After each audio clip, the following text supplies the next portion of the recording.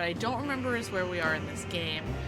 Other than we're back in Derceto and we're still trying to do something and do the things. I don't know.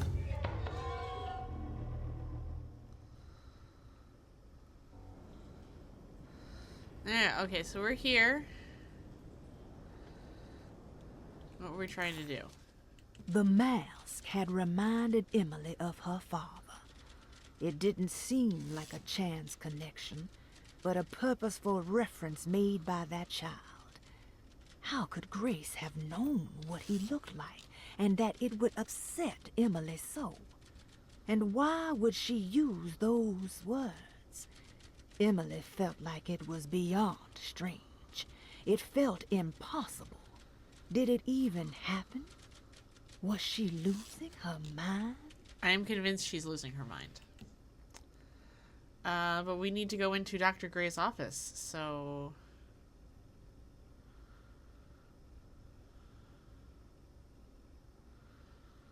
Oda wants us to explore the empty room.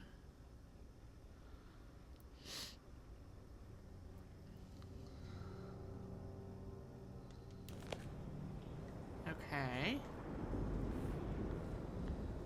Let's see. You played Metroid Prime 4 on hard mode. You have 3 areas left to finish collecting items, 1 more sweep of scans, and to do, and then the absolute jerk of a final boss. Then you got groceries because it's 7F out, but barely any snow. It is like 16F, I think, the last time I checked. But we got like 8 to 10 inches. Let's see. What does my app say? 14 degrees.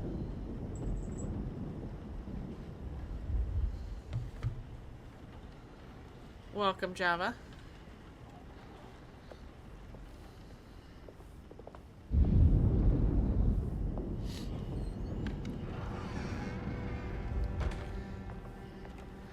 I'm 5 hours from Lake Erie. I am about 15 minutes from the Ohio River.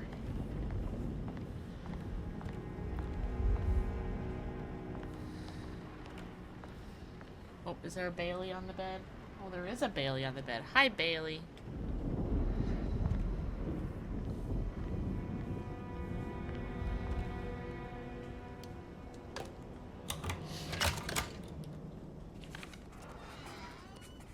Here we are, Dr. Gray's office. Now let's see if we can find some answers.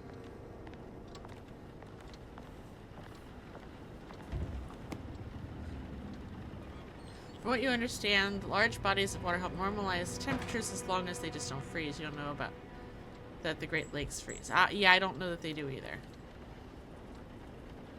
I don't know. I don't live close enough to one that I've cared. I have finished tidying up Miss Beauregard's belongings. I will leave it to you to contact her agent and have them collect her things. I found one of Grace's drawings she might want back, along with this key in her room, which I believe you've been looking for, Mrs. Thompson. Well, alright. Oh, and we got France. We have France. Oh, I know where that goes. We're collecting all the keys. Stairwell key.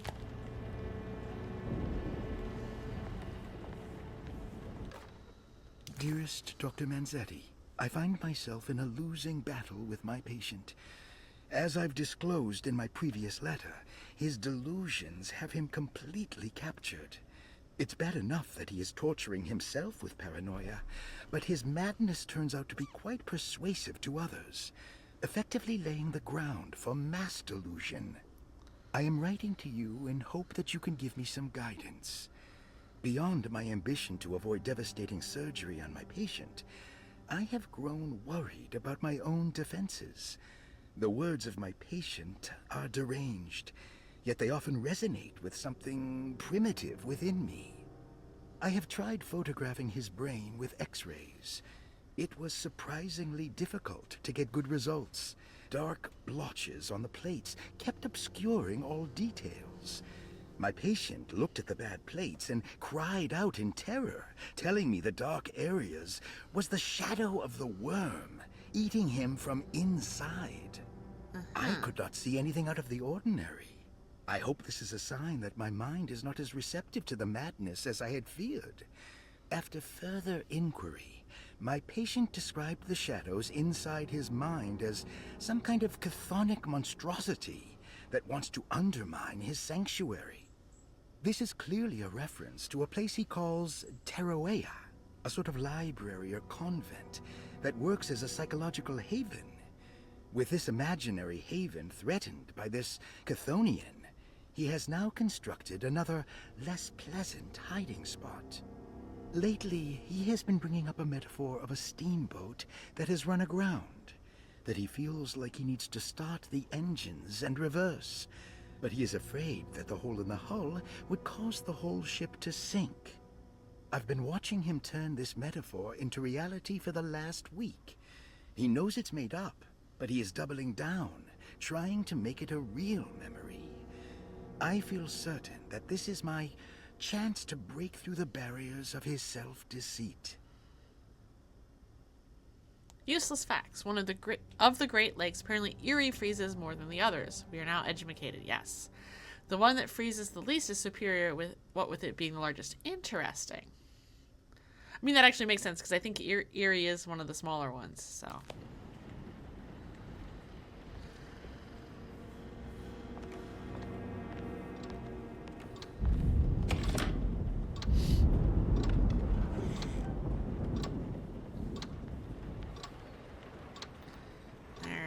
So that opened that door. Oh, what the frick is that? Really? Could be.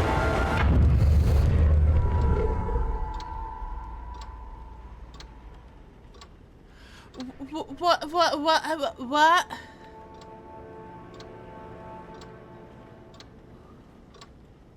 Does it do it again if I hit that door again?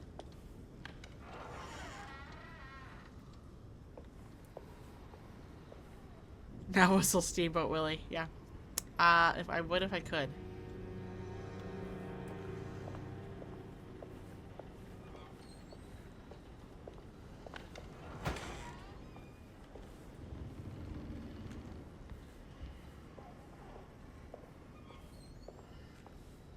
Let's see, is this the door that unlocked? Yes. Well, there's still more in Dr. Gray's office.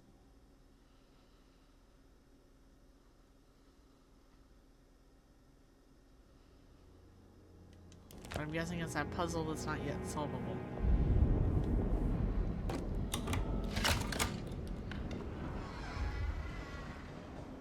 Let's go.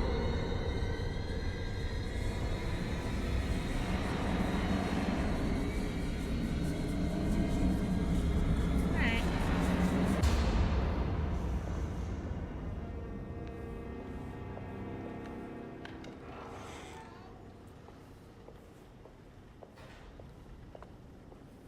I mean, probably. We probably should have expected that we would have heard that.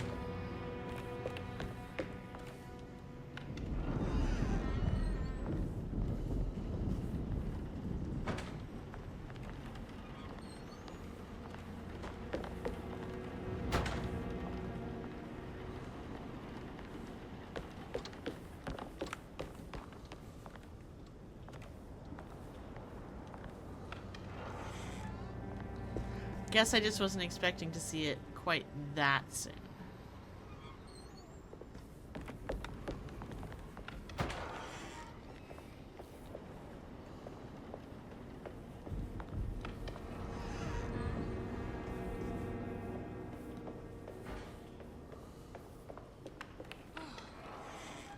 Alright, is creepy dude gone? Thank you.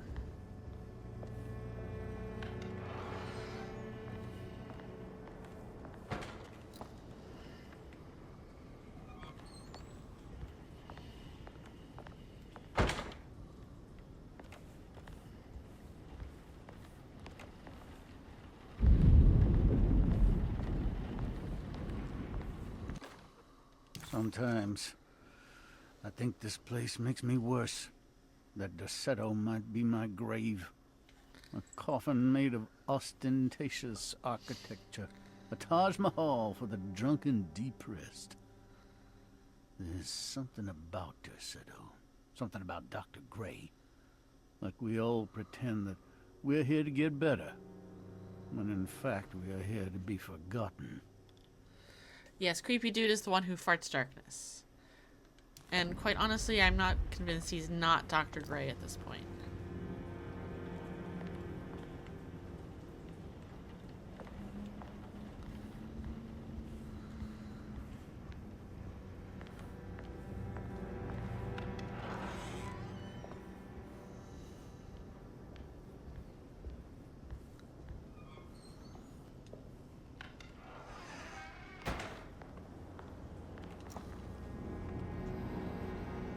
Ruth, are you there?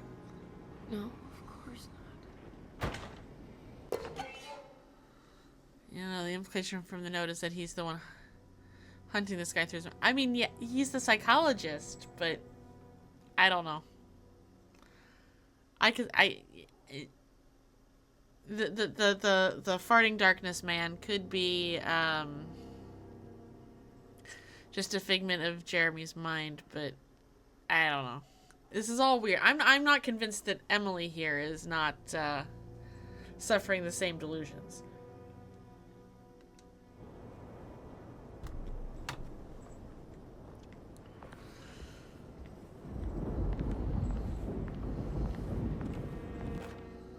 Castle built the zoetrope as an exercise in animation. He is very interested in moving pictures and has even ordered an aeroscope camera for the colony.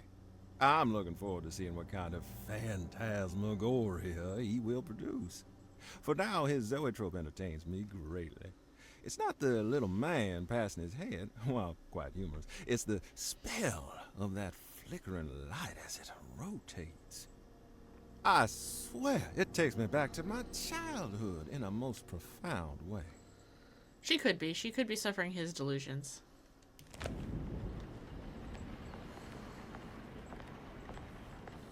Alright, let's look through the camera. Oh, I guess I need something to see with Ruth's camera. Alright. We shall be back.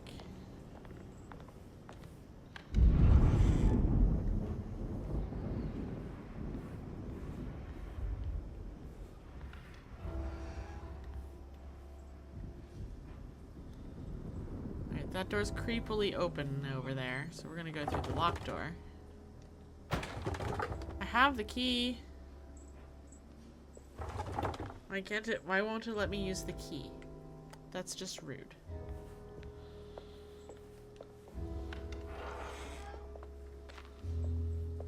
What is going on here?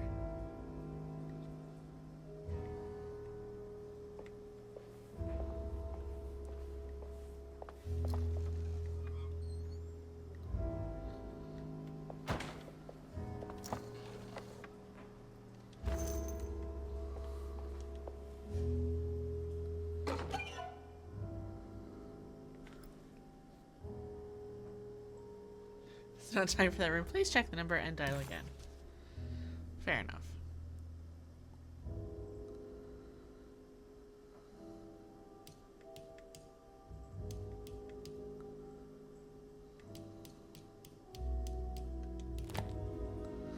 If you feel you've received this message error, please call your operator. If you'd like to make a call, please hang up and try again.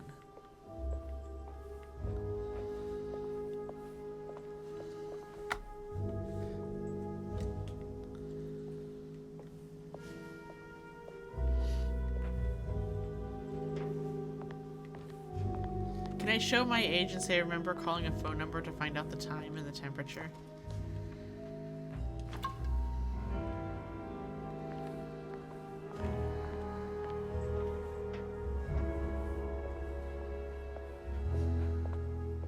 It would say like, it's 7:23 p.m. The current temperature is 14 degrees Fahrenheit or whatever, yeah. I know. Maybe that was an Ohio thing. I don't know. Oh, hey.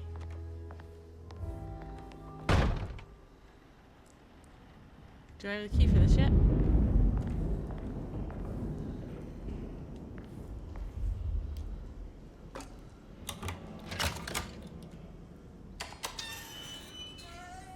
Oh, I thought we had the empty room key. It showed in my inventory that we didn't. Oh well.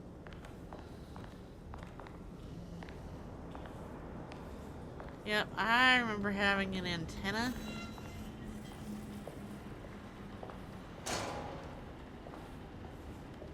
This can't be. There are also times that I would sit there in front of the TV and the signal would be better if I had like an arm and a leg outstretched to get the reception. Back in 5 meds and snack acquisition. Go for it.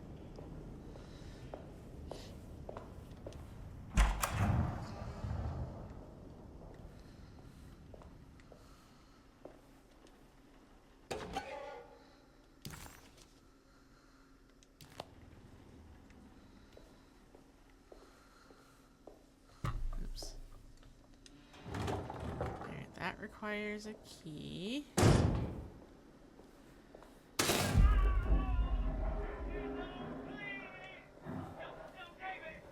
I need the key.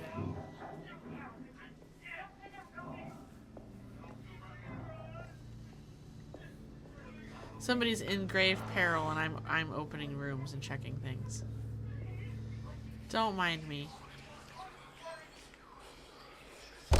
Oh shit. What's happening?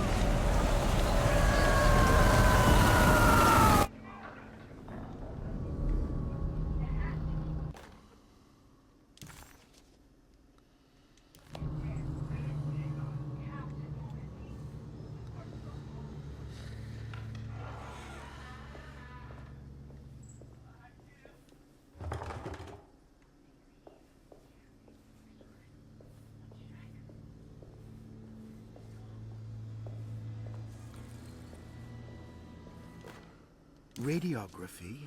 Patient Jeremy Hartwood. Date June 14, 1930. Plates.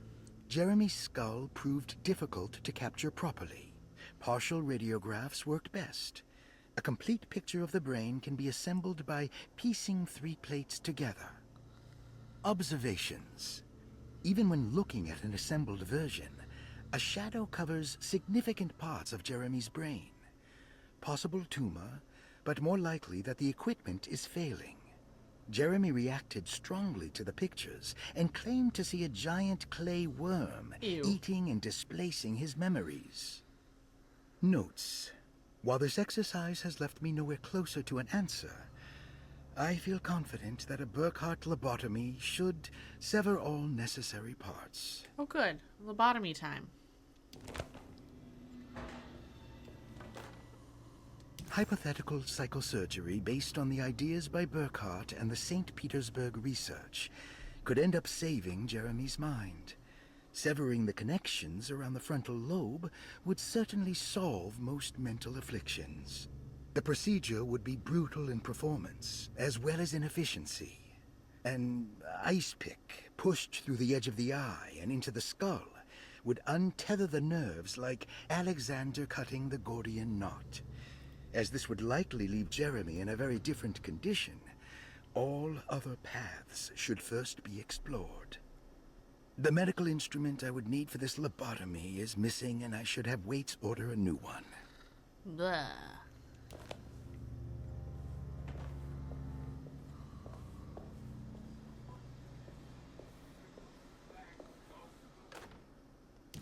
Radiograph number 2. I need one more. Surgery room key. Oh, I need a circuit or a fuse.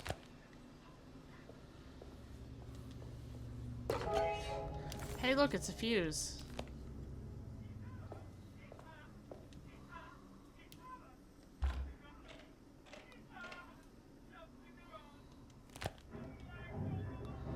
Oh, I need another fuse.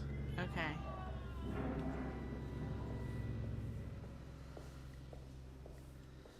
Well, we got the key for surgery now, so we can go do that.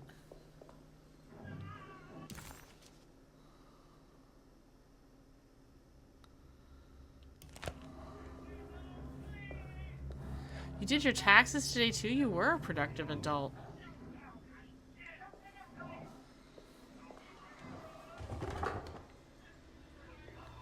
I'm still waiting on Java's W-2.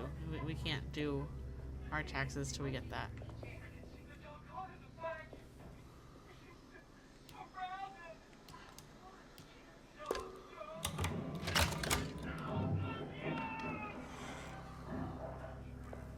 You have to keep looking, Jeremy. Let him be, Lottie. We have to.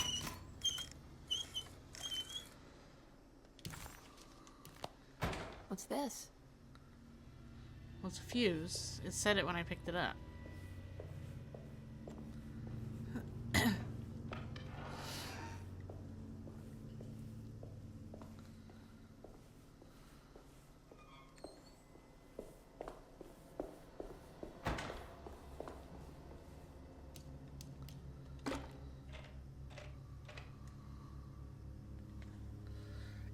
Yeah, mine's electronic too, but Java's is paper.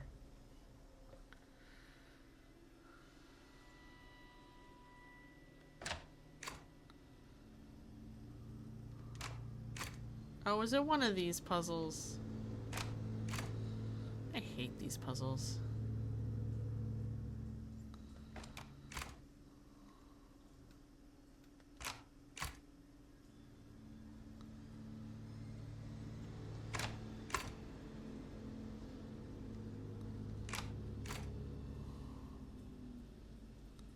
Yes, it is.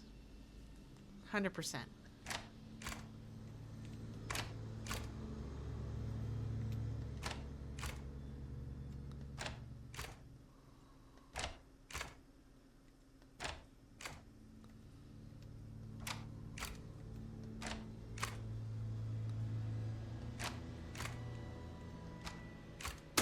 There we go. Oh, that's better.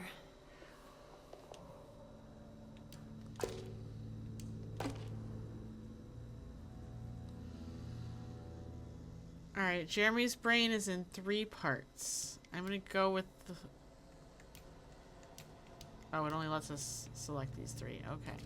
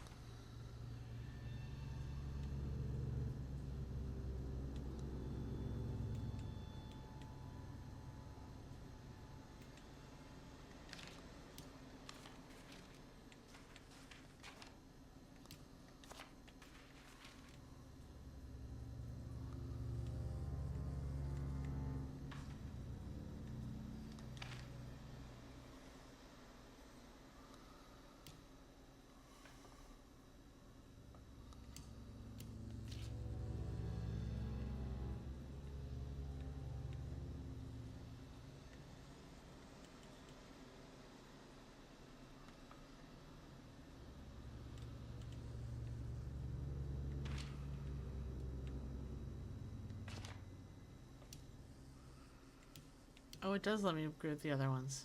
Okay.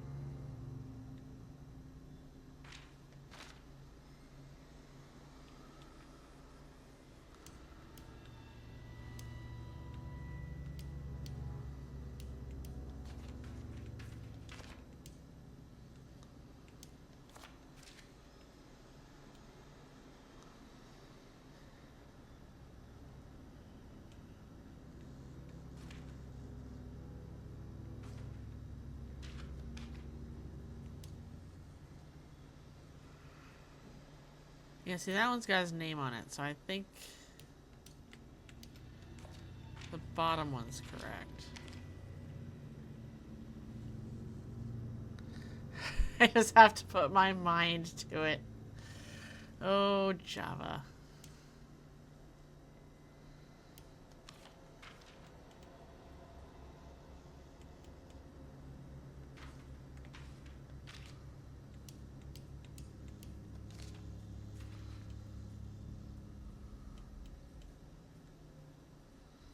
That one doesn't fit.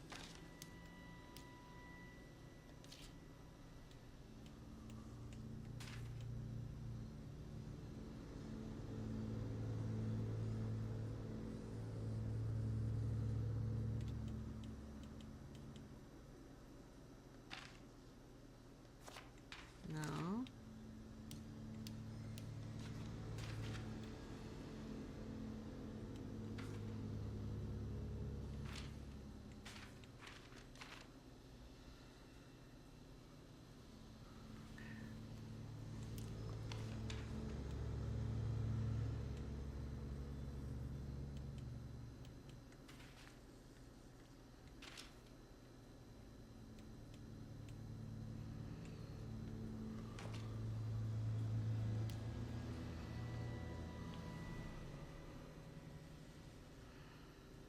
No? Unless this one's not right.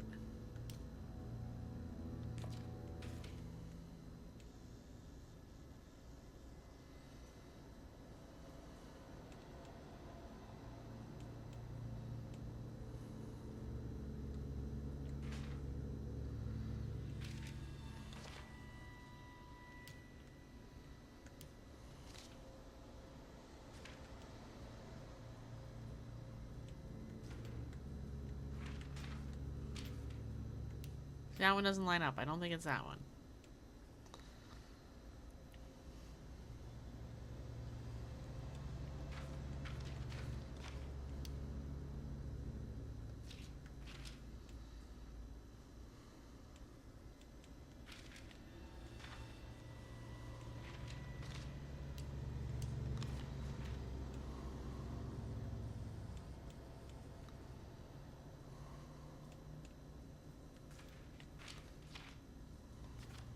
See, that one doesn't fit either.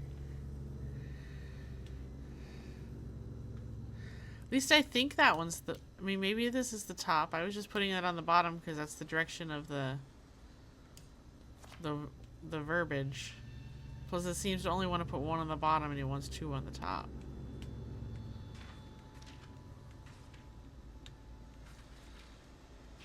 So I think this makes sense at the bottom.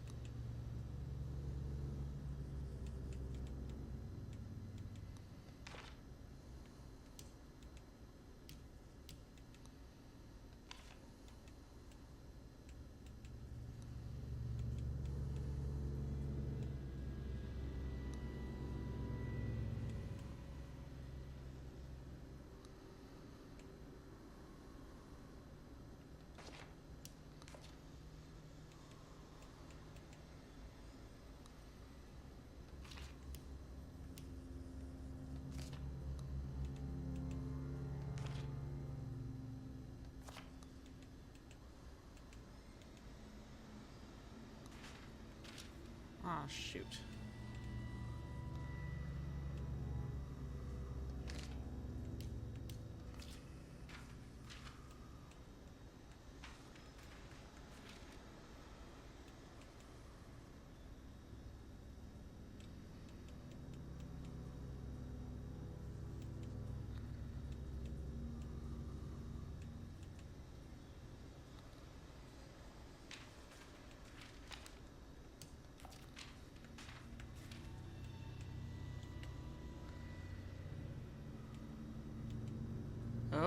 Oh.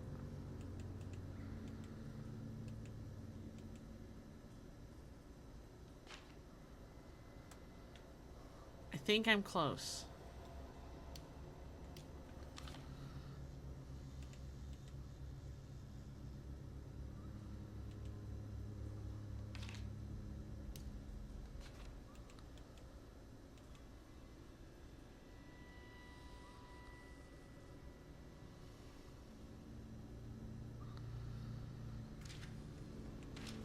I feel like you're making a brain joke and I'm not getting it.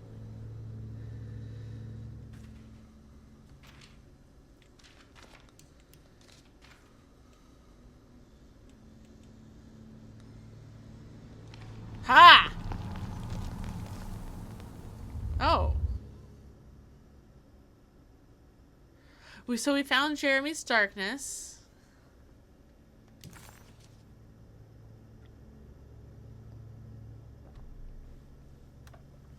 That's part of a statue. Okay. Well, that was odd.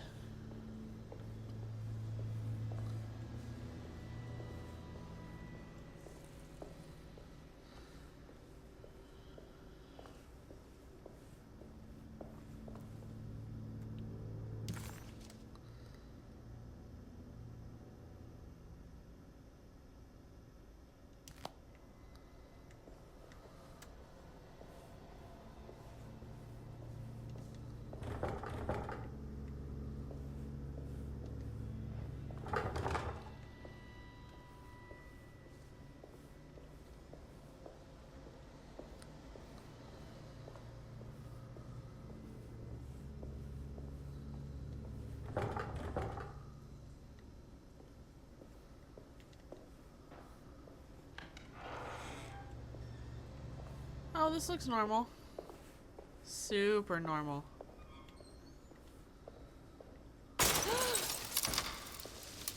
Fine, everything's fine.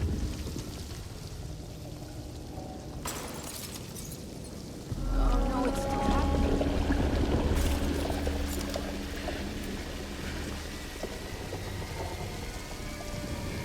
Yeah.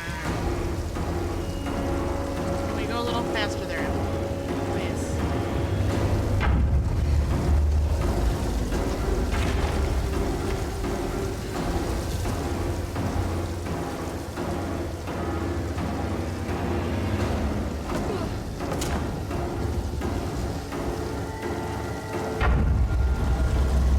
Where am I going? There's nowhere to go.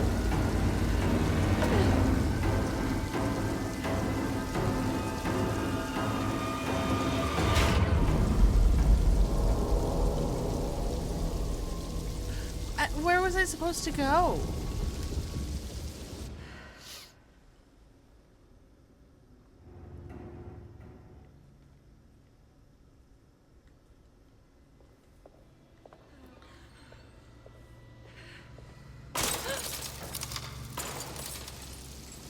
Oh no, it's still happening.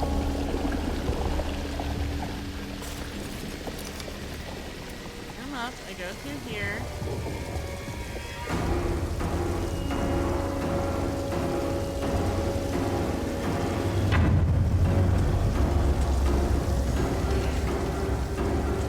There's that boat that's blocking the door. Boat falls down.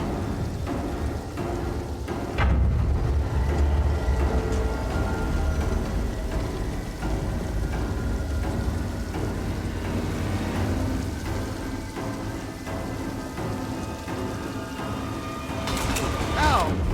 I have to break the barrels. I have to break the barrels.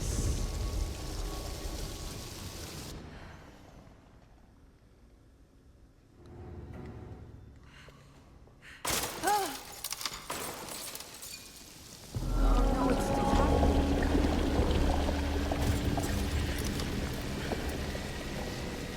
Come on. Do I try to do that? Yeah. Uh-huh.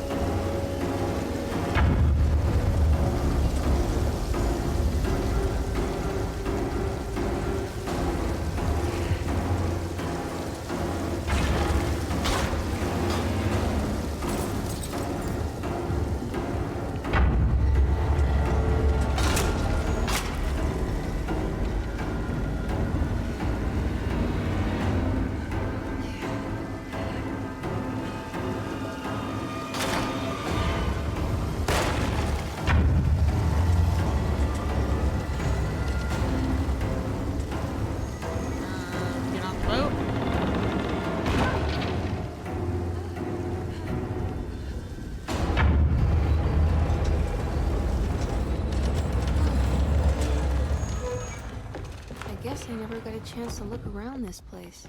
Hey. That was odd.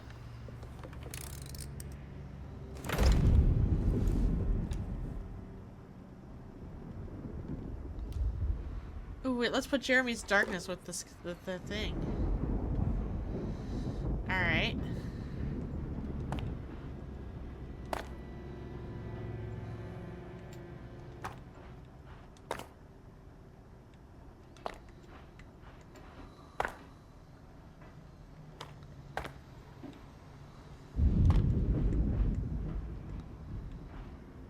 Oh, I gotta move everything down. Shoot.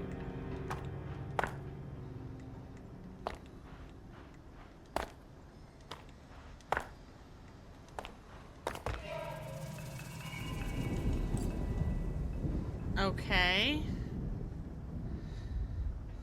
So now...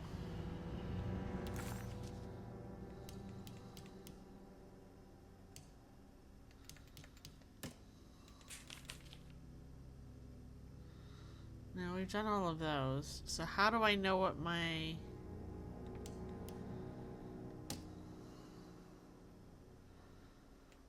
numbers are?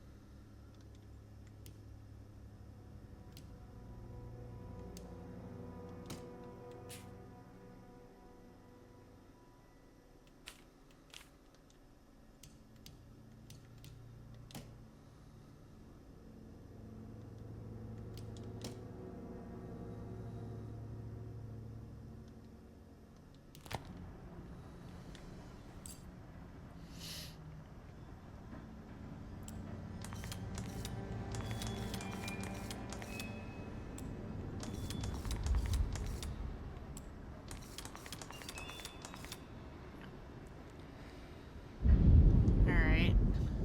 Oh, wait, there's numbers on the thing. Alright. I'm gonna say 1 is the smallest one, 4 is the middle, and 6 is the big.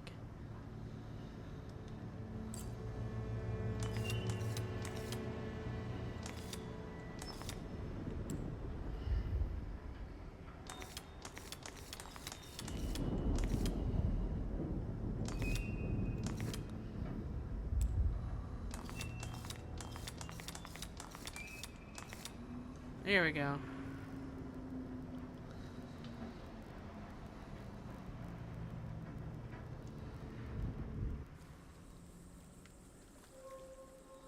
Okay. Well, there's blood. That must mean that's the way we need to go.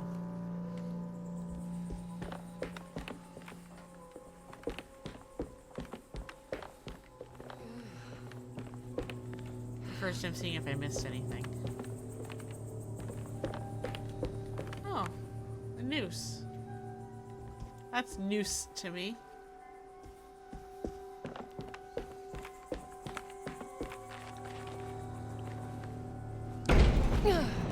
Oh, we're back on the ship again. Somehow. Hello? Is anyone there? Jeremy, where are you? I'm stuck in the mud and the bayou is taking me.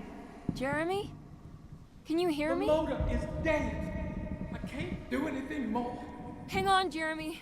I'll get the boat running. I'll get you out of here. Uh-huh.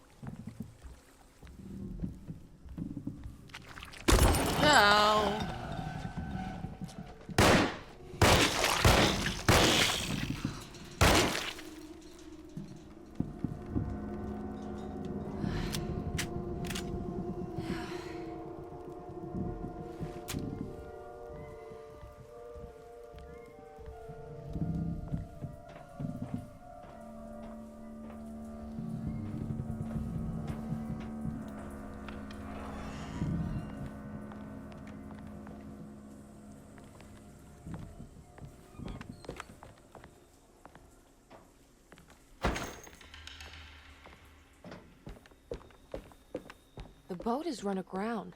Crashed right into the bayou. If I get the motor running, I could try backing into the river.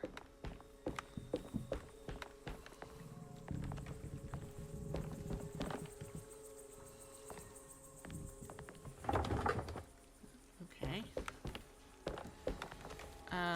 Up or down? Let's go down.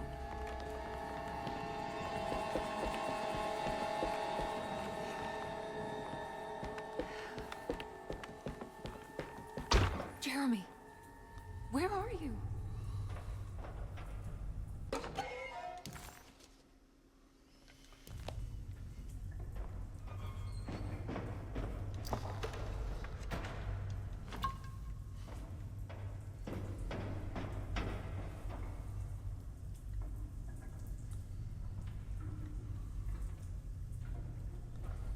Okay.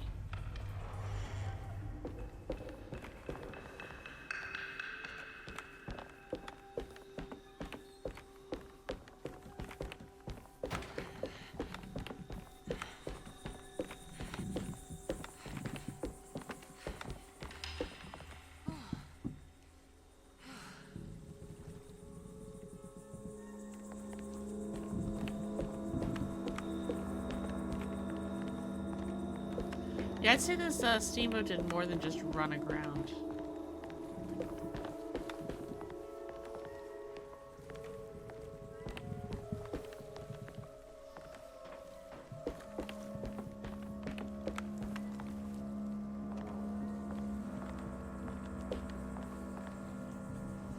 Right away in the engine room below deck. Probably right there where the blood and white cloth is.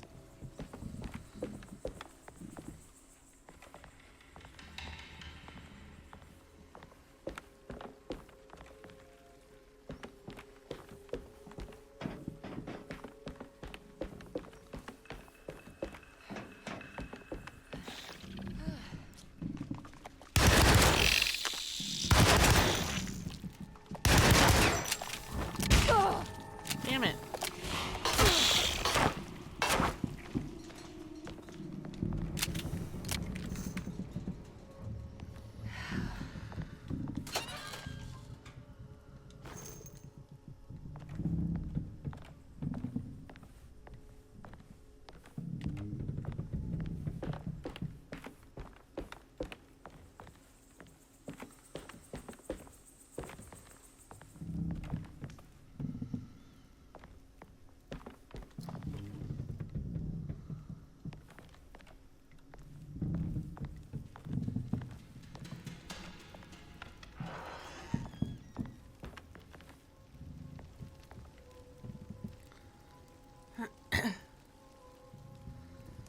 Oh, there's blood there too.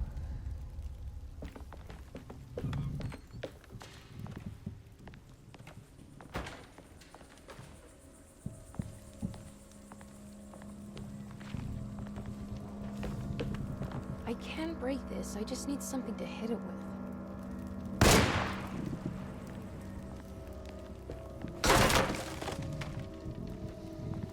Ta-da!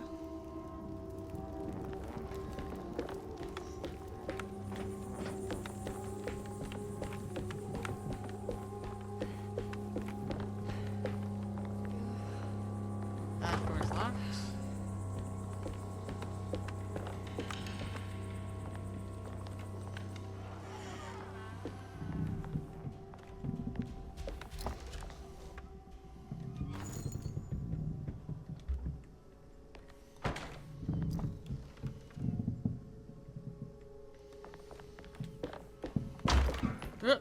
I did not ask you to go back out that door.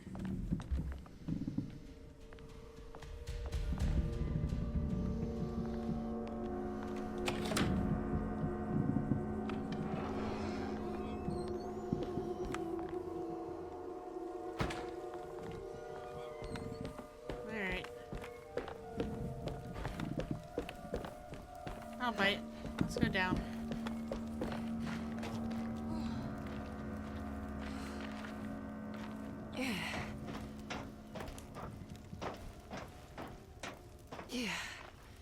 Oh, I hate directional things.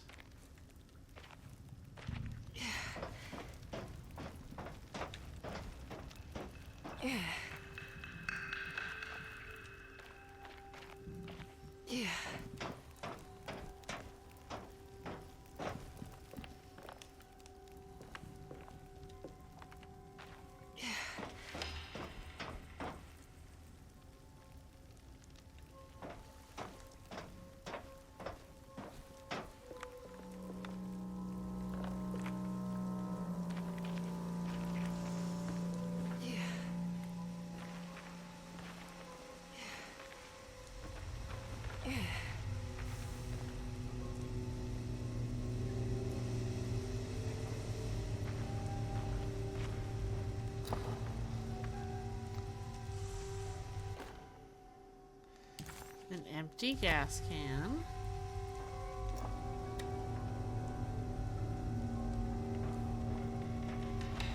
I think it just needs fuel to run.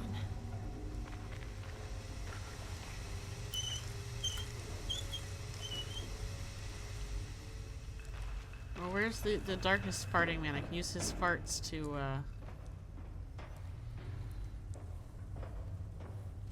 get some gas.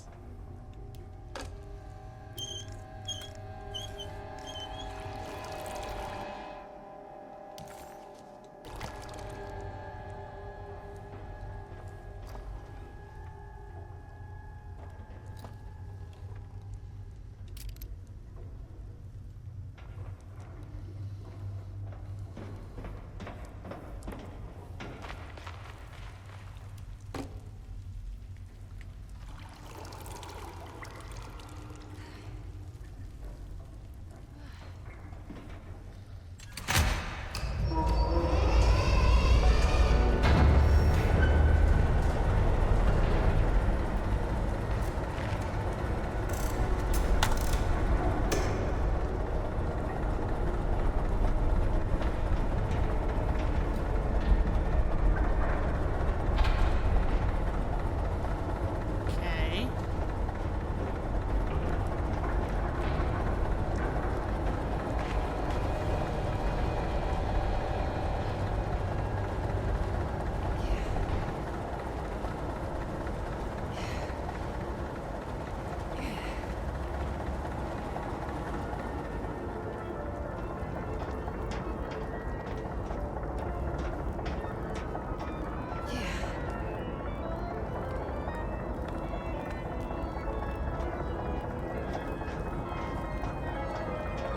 Does this steamboat have a calliope on it? Because it sounds cool. Oh, it does. Good. They went down the smokestack. Noted.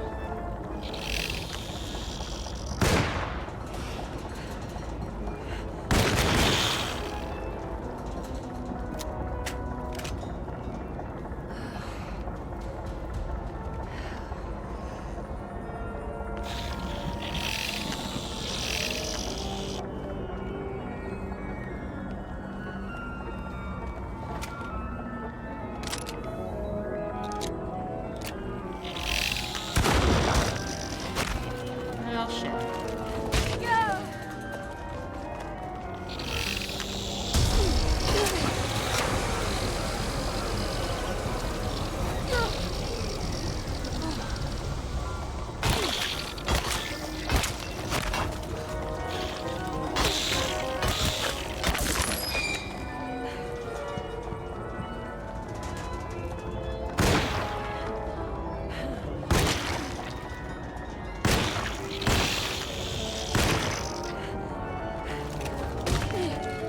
Well, shit.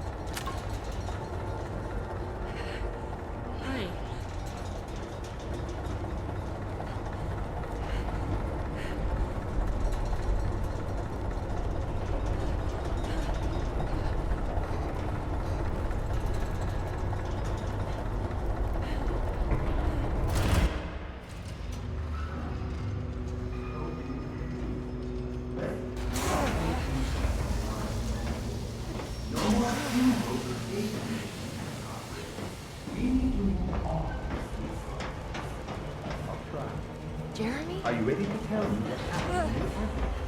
What's happening? I put a rope around my neck, and then I suspended all light from my heart. Uncle! Are you under the impression that you died? Yes. No. I was supposed to die. What does that mean to you? That you were supposed to die? I'm the catalyst. I had to die to make the story happen. What story? What are you referring to, Jeremy? 30 years ago, Frederic needed me to die. Jeremy! You're not making any sense, Jeremy. Come back. Find your focus. Uncle? I cheated everyone. I didn't play my part. I escaped my doom. Destiny! Again, find your focus. Jeremy! Now everything is wrong. Nothing is in place. Hey, listen to me! We're gonna drown! Calm down, Miss Hartwood. You're not in any danger. But... Jeremy... He was here, wasn't he?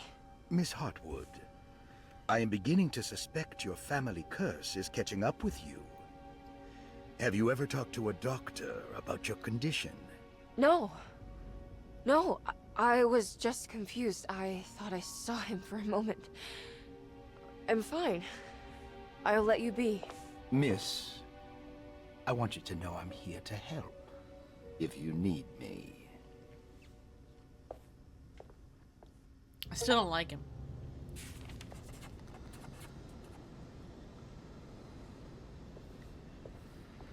Alright. So where are we now? A ghostly voice sounding like Jeremy called out for help. Emily couldn't quite understand where the voice was coming from. It somehow seemed to be a part of the place itself. All she could make out was that Jeremy was stuck and needed her to get the steamboat running. Oh, well, we already heard that. We already did that.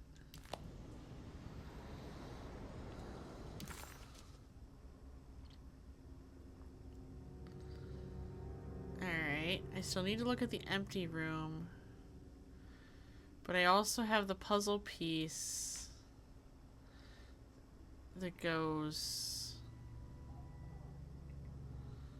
upstairs somewhere.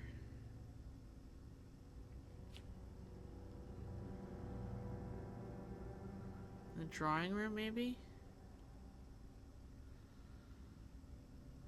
I don't remember where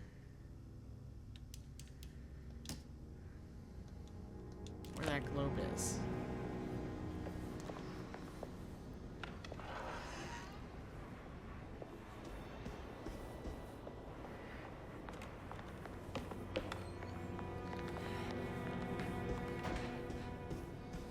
I think it's over here.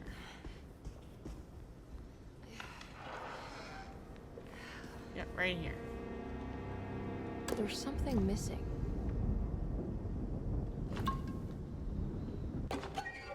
The map of the Caribbean. Okay. Oh, he's still passed out there.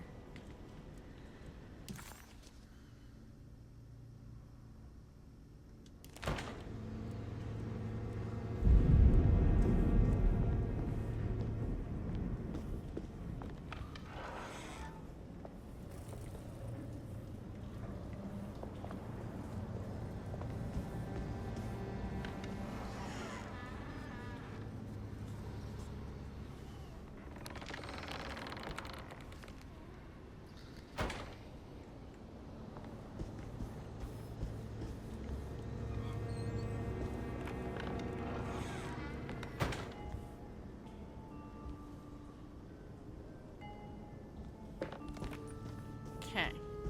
Oh, there's something else here? Oh, more first aid. I'll take all the first aid it'll let me take.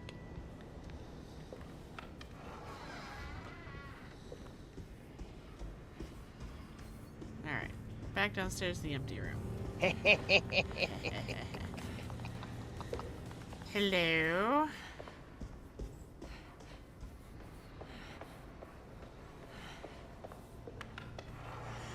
Welcome to the madness. Whether it's my madness or my character's is yet to be decided.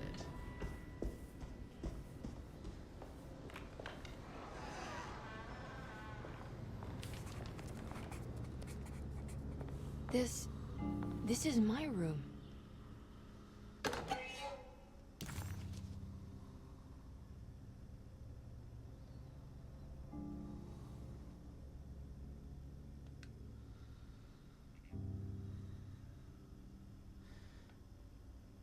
Derceto stands on a breeding ground for the grotesque.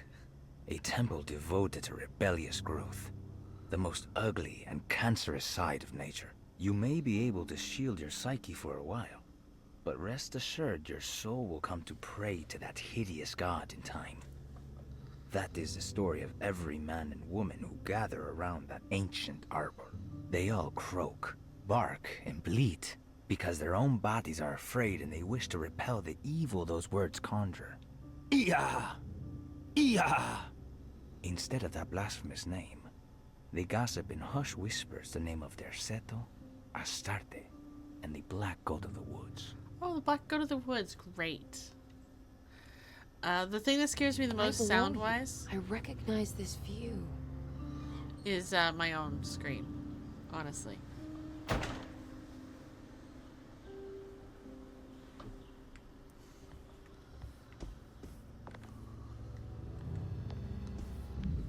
I don't know the combination. Wait, maybe I do. Okay.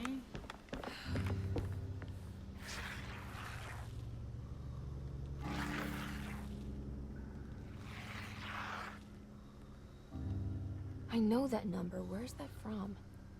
I did this. When I get I wrote that. back... Oh, that's on the ring. I'll wait here alone in the dark. Death do us part. Listen to me. The number on the ring... It's 1918.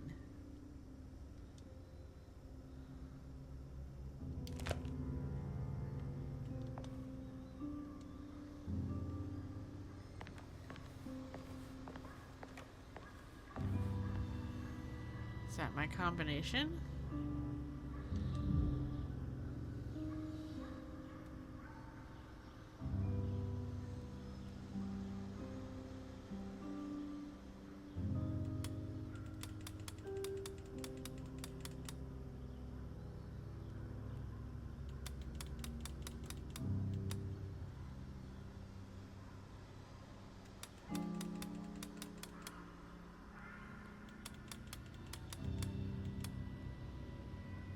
No.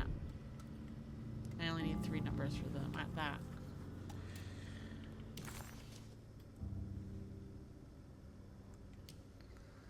I don't think I have the combination yet, do I?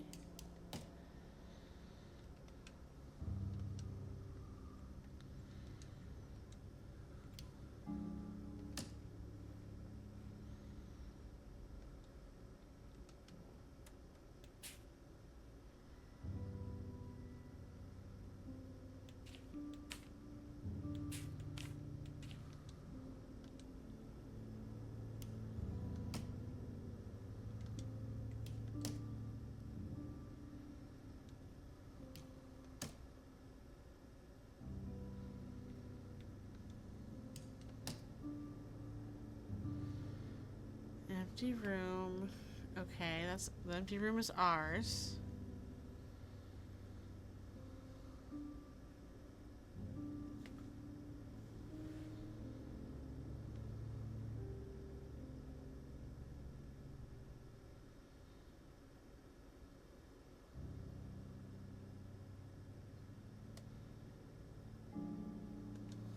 Hmm.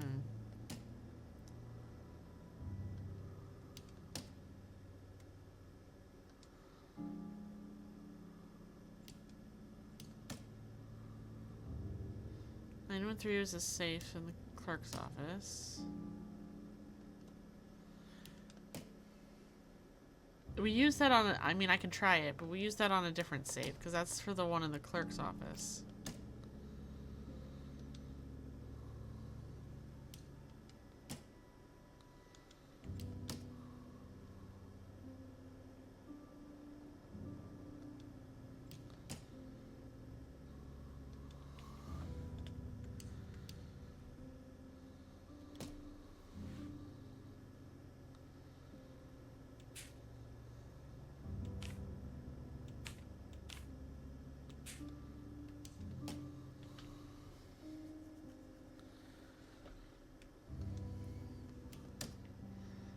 The room gives us this number.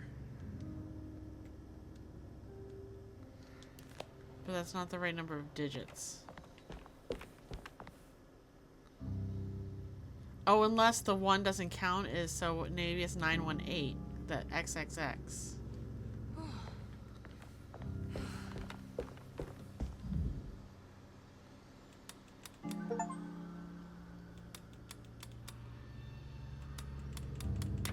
Yep, there we go. Yeah. Got a flashbulb. Darling, I finally found that photograph from my time in France during the war. I don't expect this to be your fiancé, but it did make me think of him. What an incredible man he must have been. You were lucky in a way. He could have been a nobody and died falling into the Mississippi. Instead, he volunteered to travel across the world to fight for people in despair, dying with honor like Achilles at Troy. I am jealous of you. Or maybe him. It's all incredibly romantic. That's what I wanted to say. Please feel free to use my camera if you want to. It might cheer you up. It might bring him closer to you. Even if just in memory. Ruth. Okay. Now let's go try out How Ruth's long camera. have I been here? Apparently a very long time, Emily.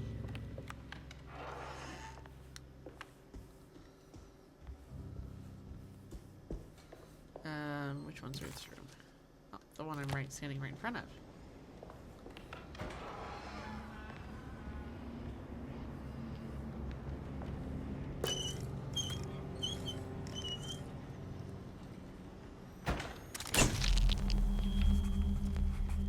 Find your fiance. So we are in my mind now. We aren't in Jeremy's.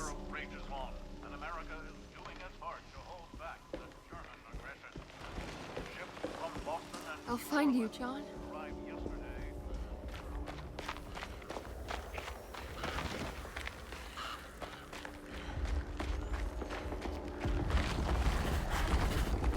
What was that? Just keep, Emily, just keep walking. It's fine.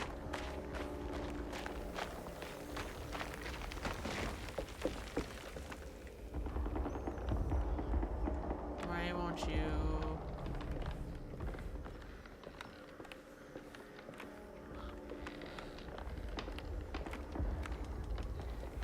Fine.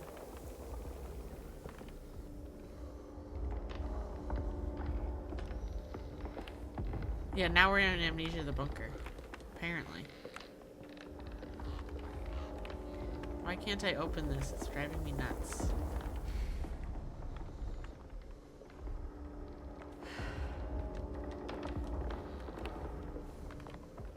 Oh well.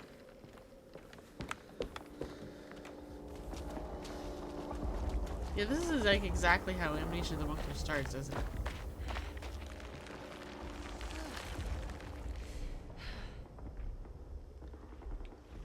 I'm not getting my prompts for A's.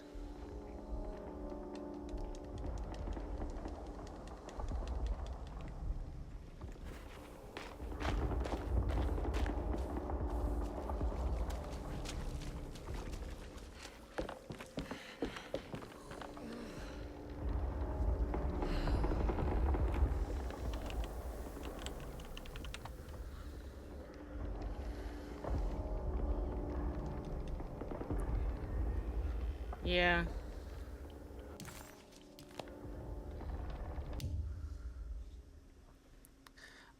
Good job.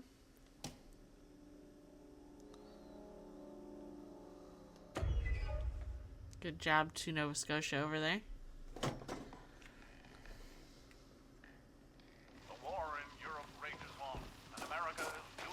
find you, John.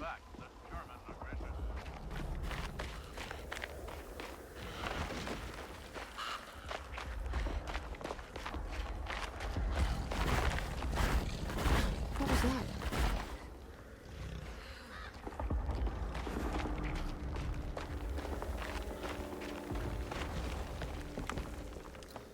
Good call. Thank you. Because I'm like, the chest I can, you know, I can leave, but if I can't have my prompt to get to the next area, we're in trouble.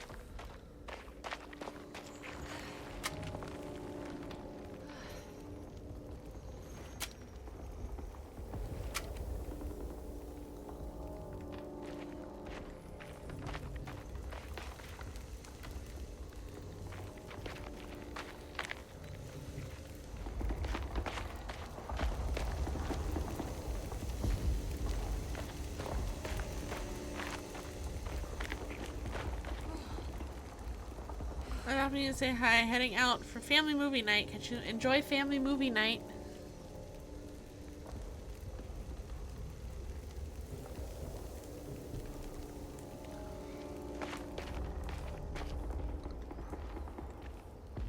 John.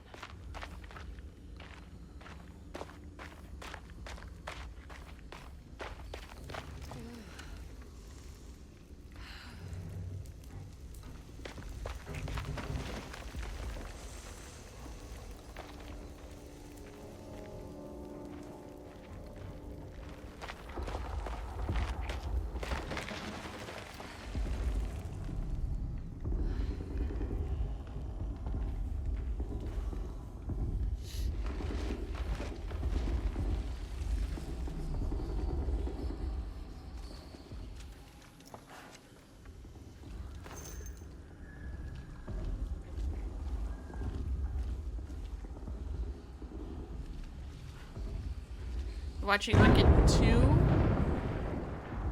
Okay, well, you'll have to let me know. Enjoy.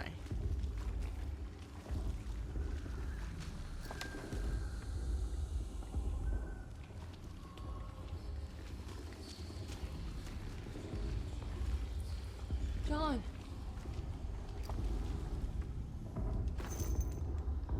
I have a feeling John can't come to the phone right now.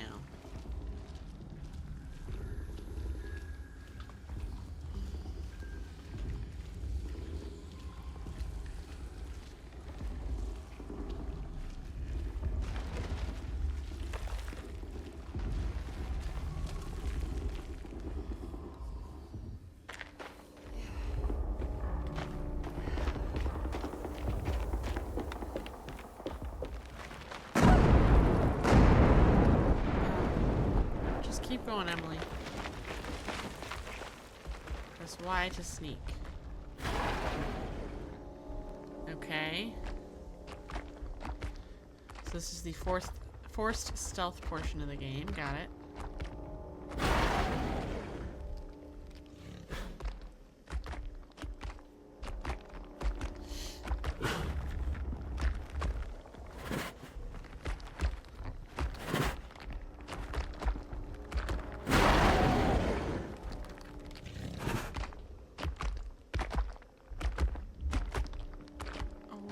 Wild hell is that?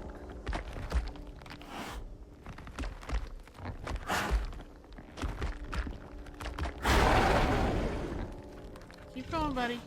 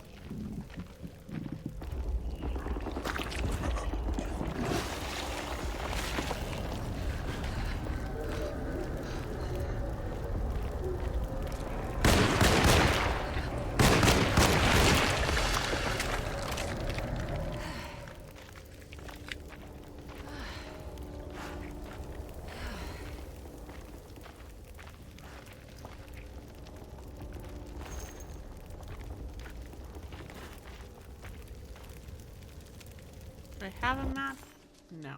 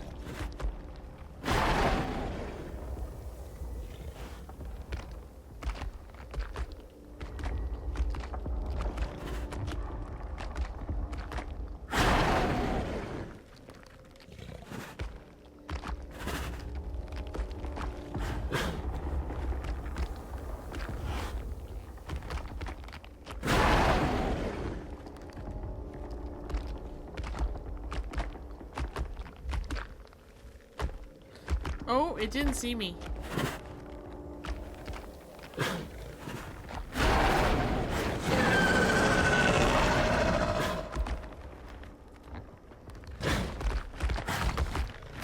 Oh, shit. Okay, so it did see me. Rude.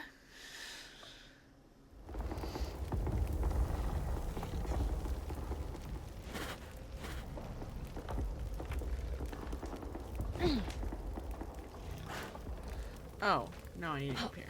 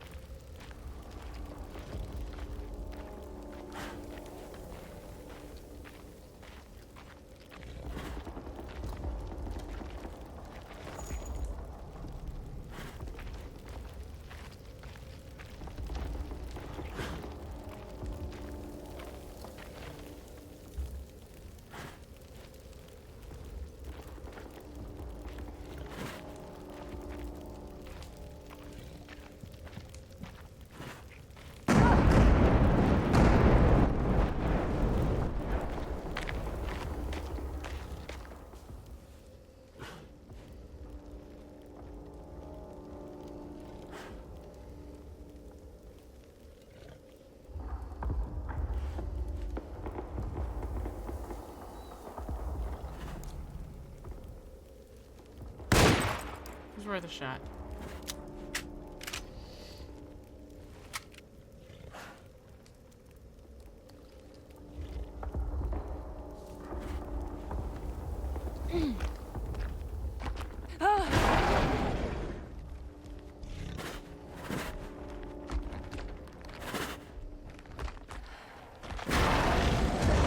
Oh, fuck.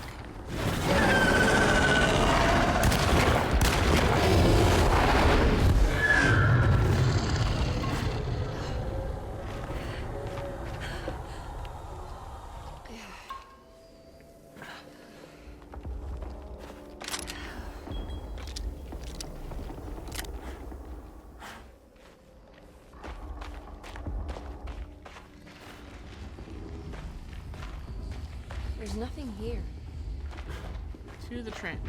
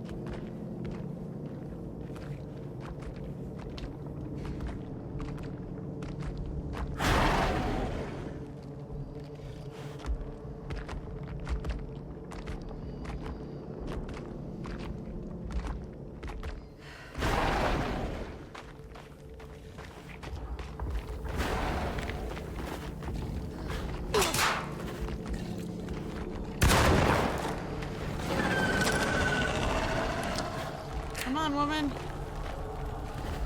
Go.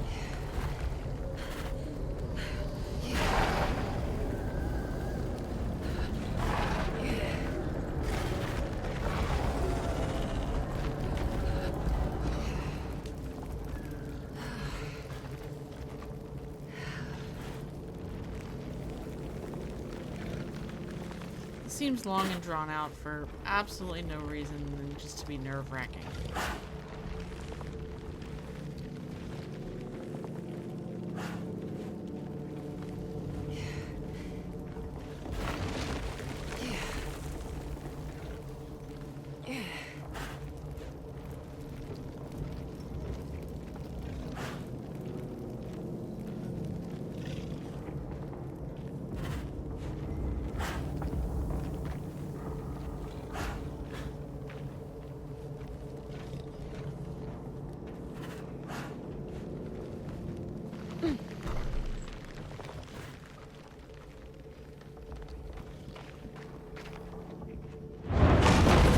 I gotta run. There's no way I can kill that thing. Okay.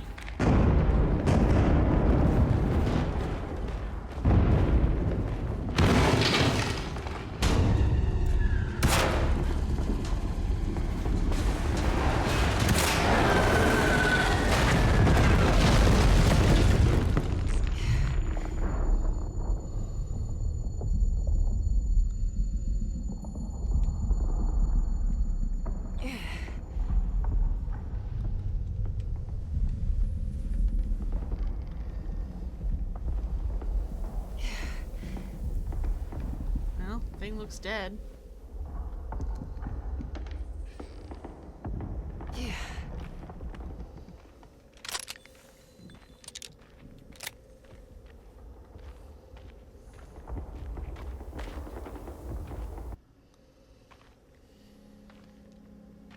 That was long and drawn out for absolutely no reason.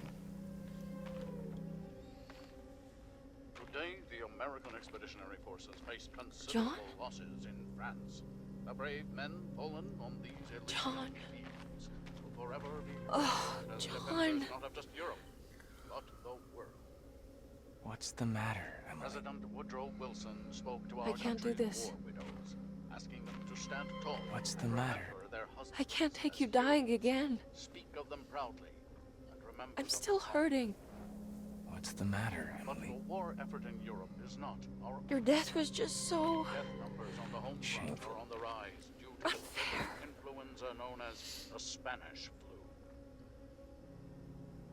The New Orleans City Council decided to open yet another emergency hospital in the old Derceto plantation.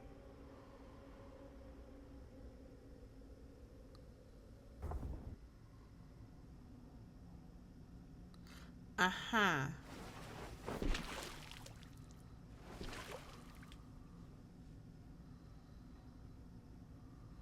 Where is this? Where am I? Find out where you are.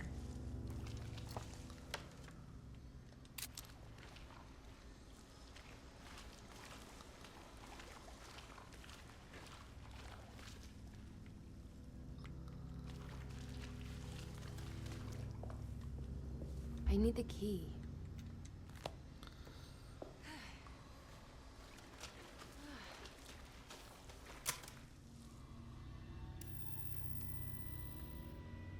Oh, come on.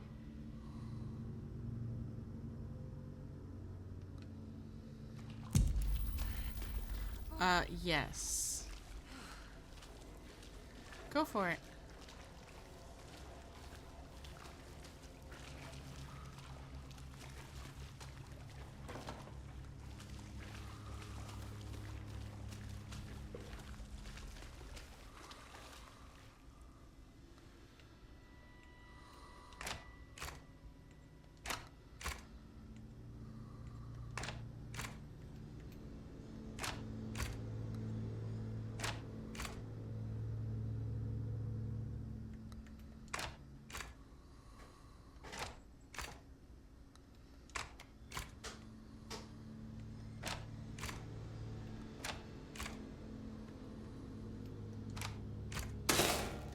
That's better.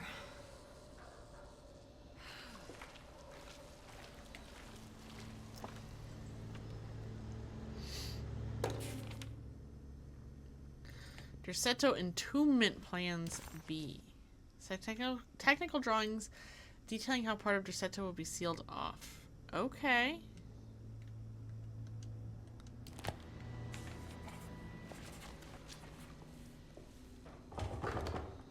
That also needs a key.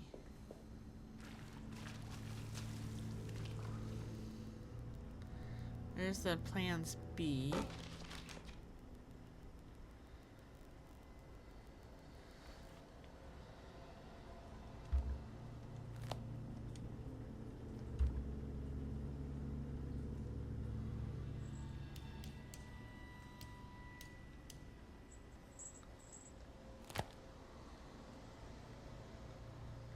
Feel like I need more information for that. Widget is asleep in your room. Oh. You decided to pass out in there tonight?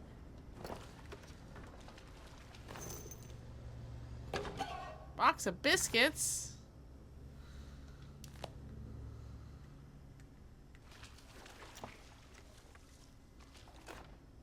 Closing the Refuge, June 17, 1919.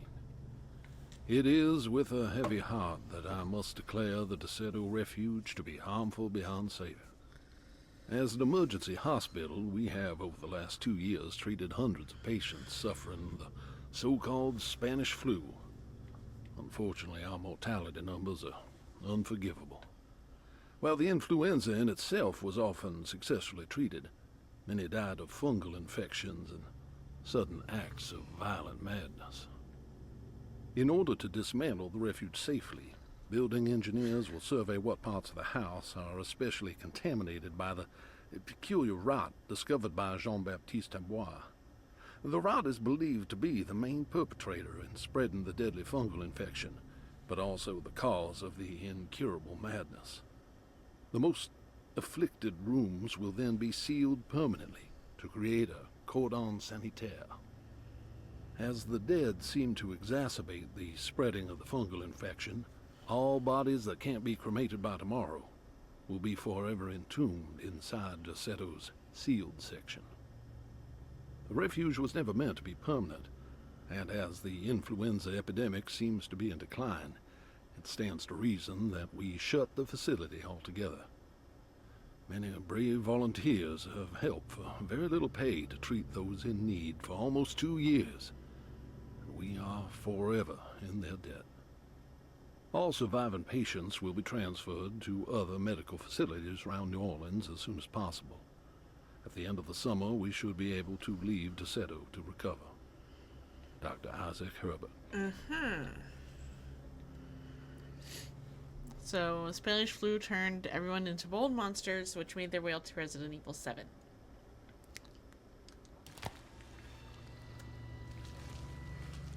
That's how I interpreted that.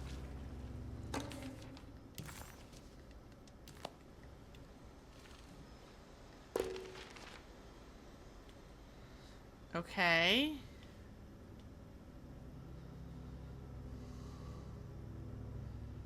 Am I putting these in order?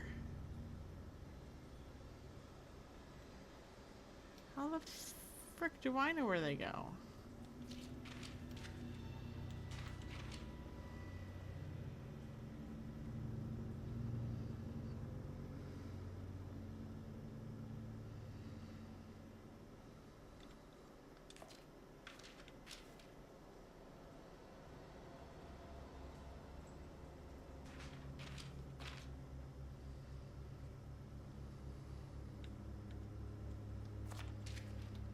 It says repository.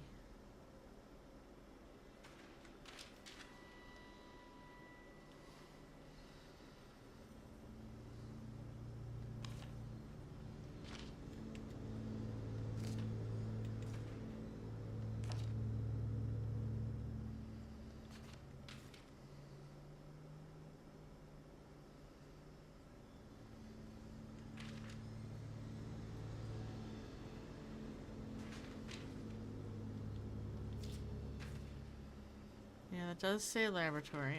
Okay. That says morgue. That says quarantine.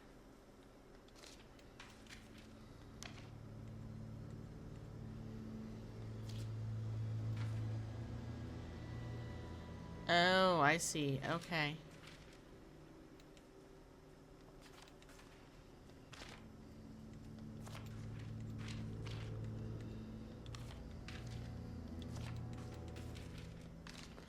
Okay.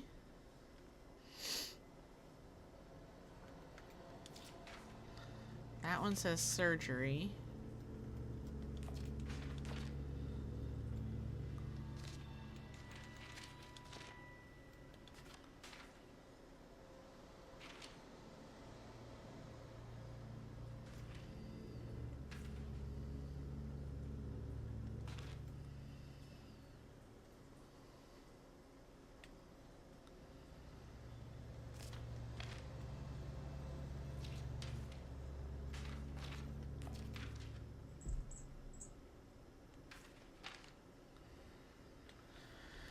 Okay.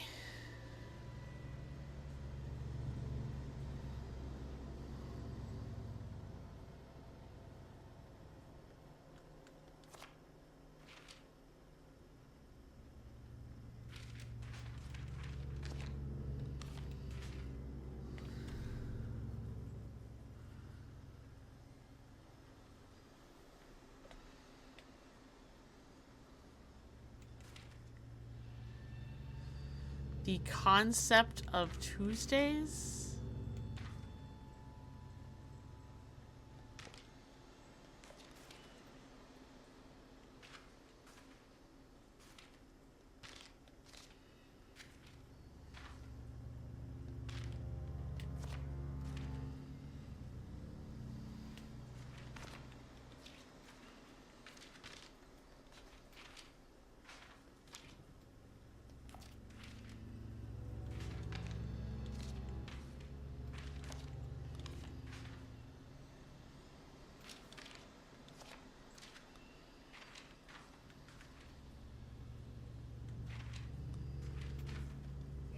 Oh, there we go.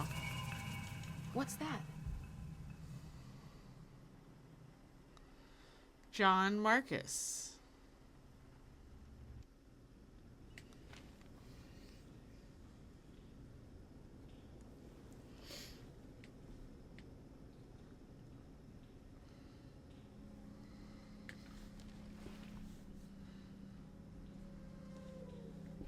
Her fiance is one of the dead bodies that had mold.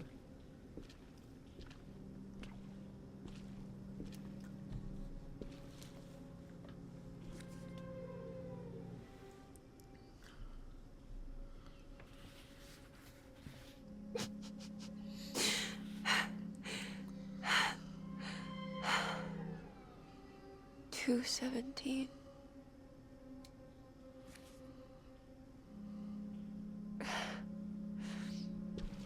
Oh, John. I didn't know this is where you would end up. I didn't want to know. I stopped visiting you because I couldn't stand the indignity of your awful illness. I was ashamed of you. Ashamed of myself. Forgive me. Please, John. Let me go.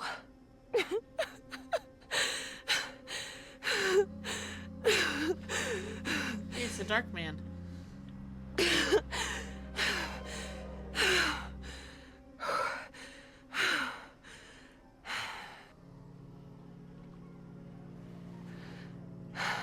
Are we done here? Is this what you wanted?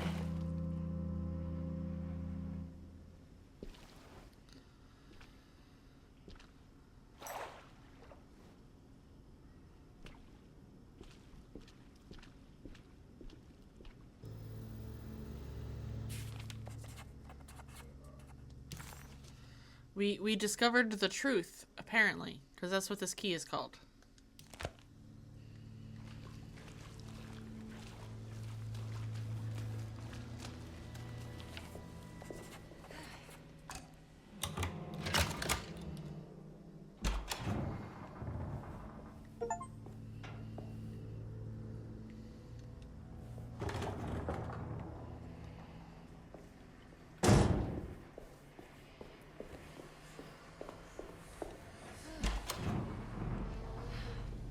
we get out without the flood this time, please?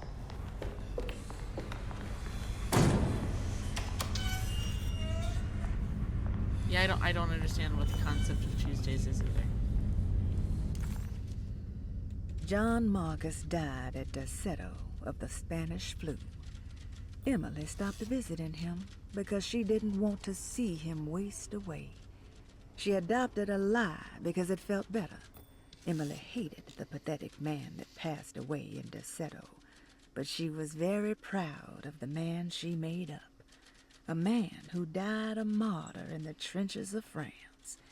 This must have been the true trauma that the dog man specified in the contract. But why was it Emily's and not Jeremy's?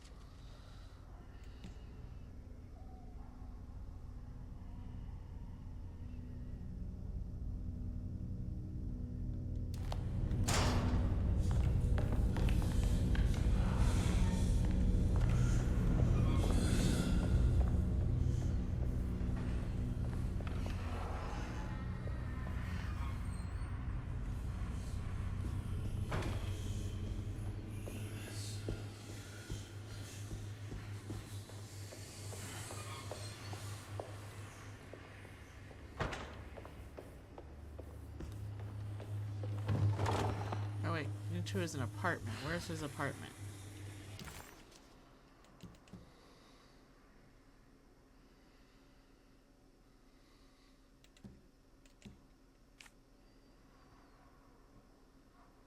It's upstairs.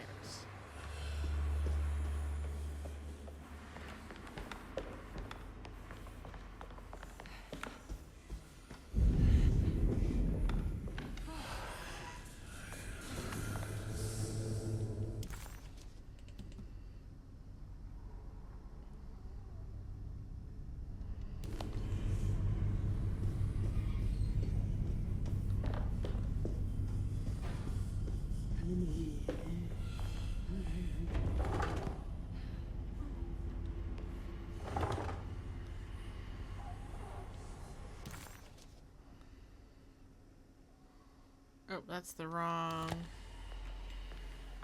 I read the map wrong.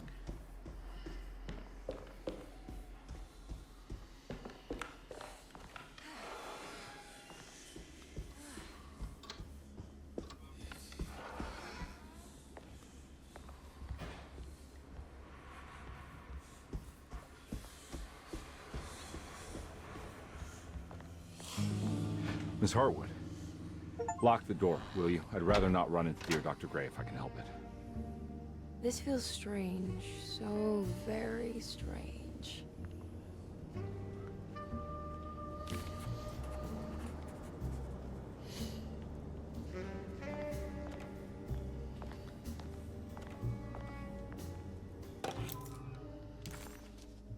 The Myth of the Golden Fleece. It's a hollow book.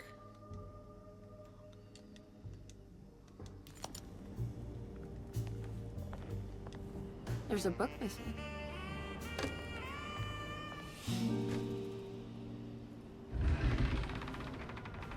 A secret door. Dun dun dun. Looks like it.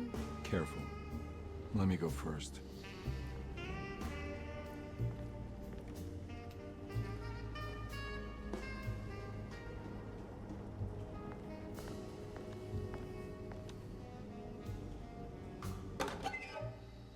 Toy talisman.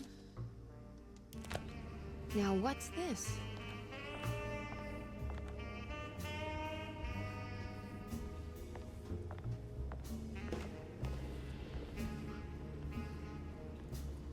Now we're talking.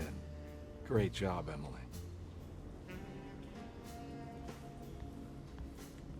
This has something to do with the number. Good to finally meet you, Mr. Hartwood. I'm here on the behalf of your brother Philip. You were expecting me, weren't you? Yes, you're from the Seattle, no? That's right. I just wanted to ask you a few questions to see if there is anything I can do to help you and your family. Okay.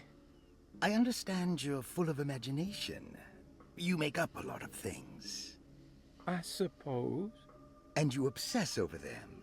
blurring reality and fiction. Sometimes. Do you want to tell me about the Dark Man? No. No, I don't. That's all right. Perhaps there is something else you can tell me. Something you know to be made up, but you hold dear. Juan? John? Who's John? No. Juan Luis Jorge. Oh, wait there a moment. Here, take a look. Is he... Oh, he is the author. It's a magnificent book. Life-changing even. The real Juan is long dead, but I like to think of him as my friend. My most beloved friend. I see. Do you often do this? Fantasize about people you read about? No. No. Well, there is Jacob. Who is Jacob? Turn to the last page. Oh, it's a newspaper article. The Prisoner of Ice, Jacob van Ostad. Is he also your beloved friend? Oh, no, Doctor. Not at all. He is the fire that fights fire.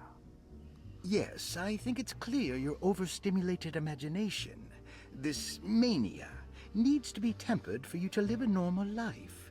I know your family calls it the Heartwood Curse, but I want you to know that there is nothing supernatural about your condition. It's all inside your head. And with that, I'm very qualified to deal with. In time, you will be cured. In time. In time. Yes, in time we will exorcise all your demons, all the dark men. Yeah! Please, Mr. Heartwood, calm yourself. What happened? Oh, don't you worry your little head about it, Miss Heartwood. Your uncle and I just had our first breakthrough. Where's for the talisman?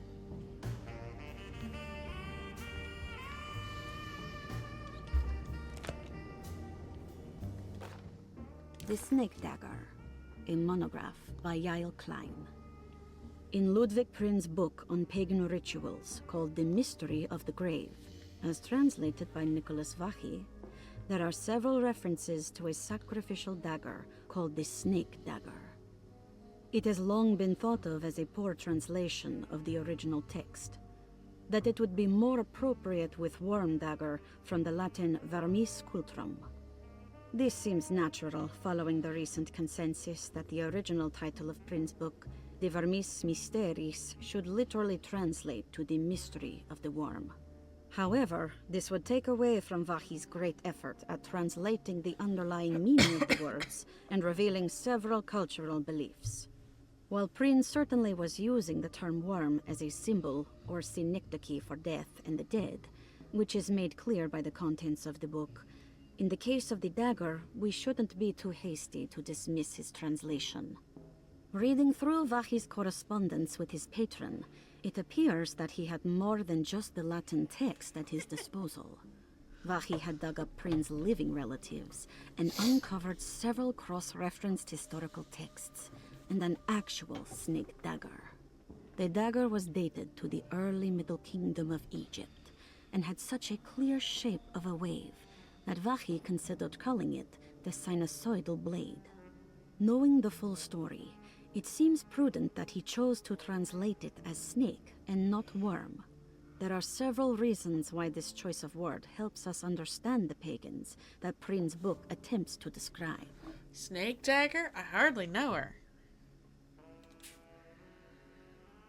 The symbolic value of the shape becomes more apparent when reading about the use for the dagger.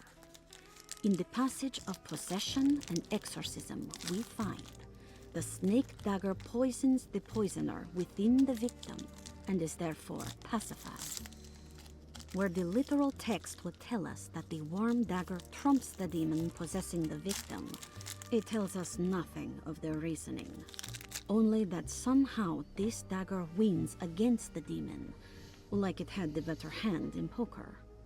Vachy's translation allows us to follow the underlying logic to the ritual magic that is being performed.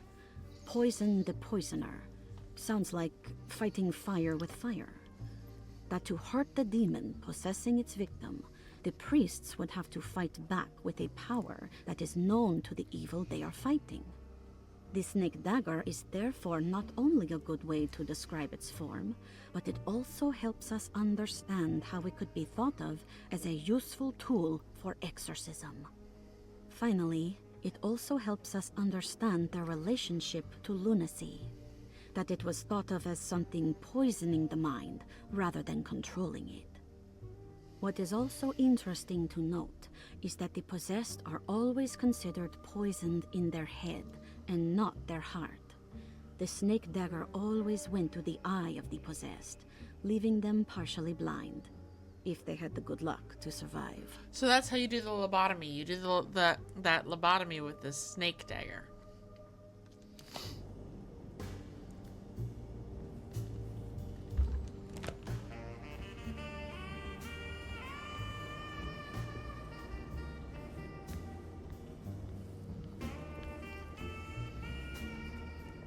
Found anything? Oh, Dr. Gray's in so deep, I knew it. He's as mad as his patients. I mean, look at this. She who can till the soil of this sick world and begin again, the black goat of the woods with 1,000 young. Absolute insanity.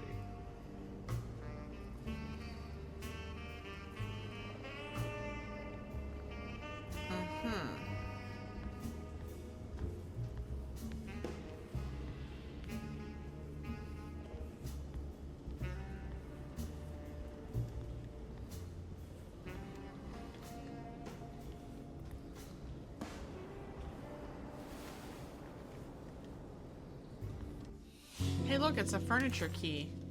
I can't believe I didn't see that before.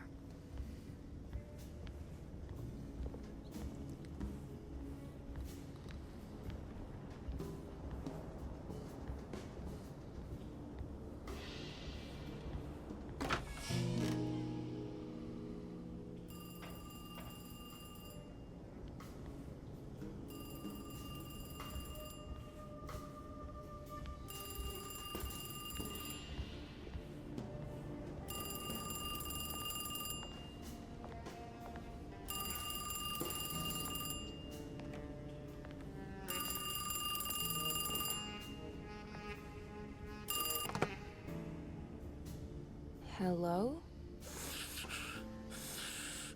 Who's there? Jeremy? Jeremy is with the Dark Man. You can't save him. Jeremy is with the Dark Man? Where? Who is he? What is the Dark Man? The Heartwood Curse. He will come for you too.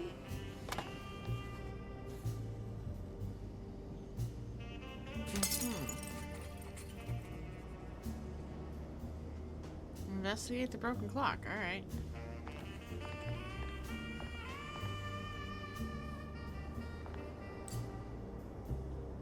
But how do I know what numbers to put on there?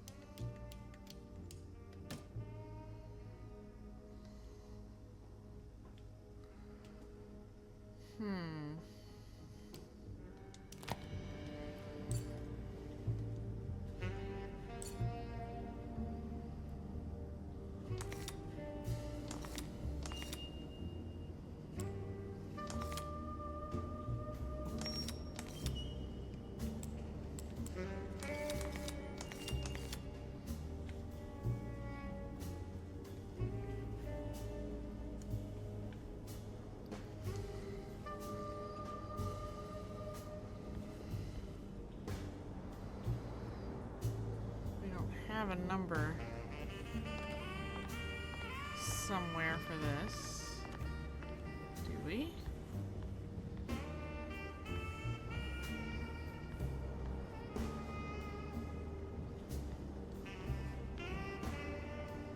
have the strangest sensation that this is somehow Jeremy's room. What? No. This is Dr. Gray's private quarters.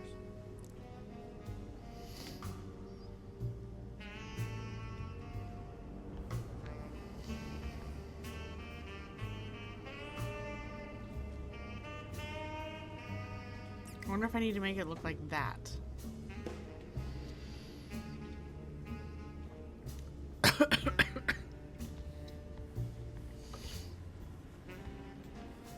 Oh, I hate top down.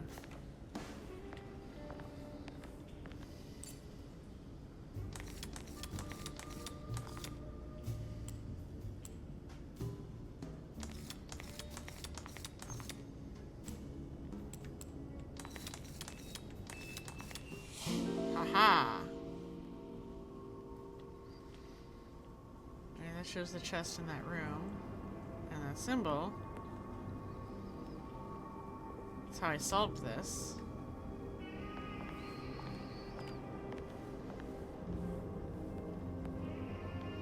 Oh, it opened the... You heard the telephone ring, right? No, the telephone's cut off. I tried calling the police earlier. Yeah, that's what I figured.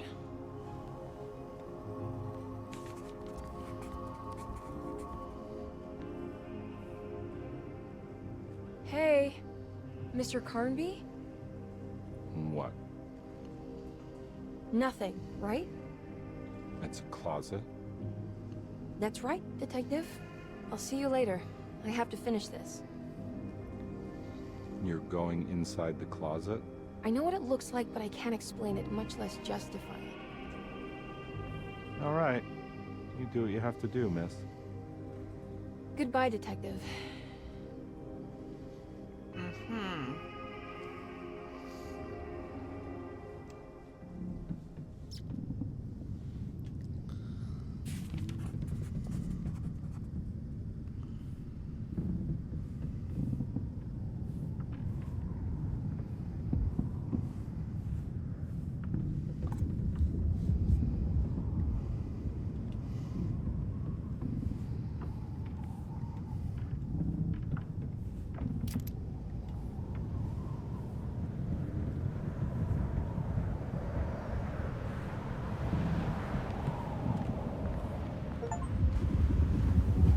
Oh, the achievement is for entering hell. That sounds promising.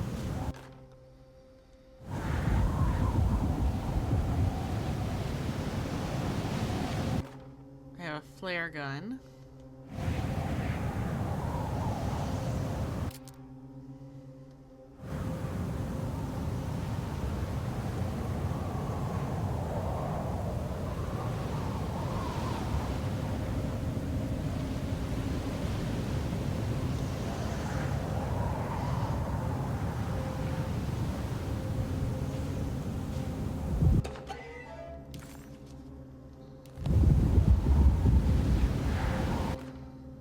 We found the ancient stellarium perched on a cliff facing the Arctic Ocean after a day of sailing due north of the Eskimo encampment.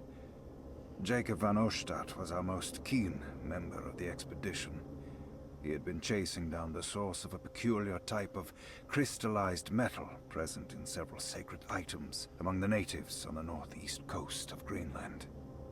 The site was a remarkable find for any explorer, and we were all enraptured in our search for enlightenment and meaning. The surviving architecture seemed almost unearthly in origin and astonishingly sophisticated. The metal Jacob was searching for was abundant, almost ubiquitous.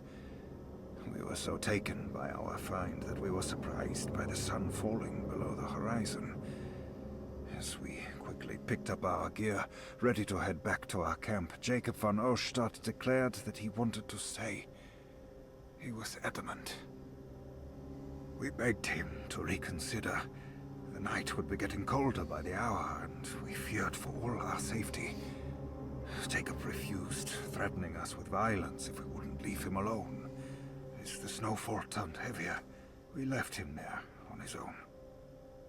The next day, the weather became worse, and we had to spend hours enforcing our shelter as our tents became increasingly useless. The group had written off Jacob, thinking he must be dead.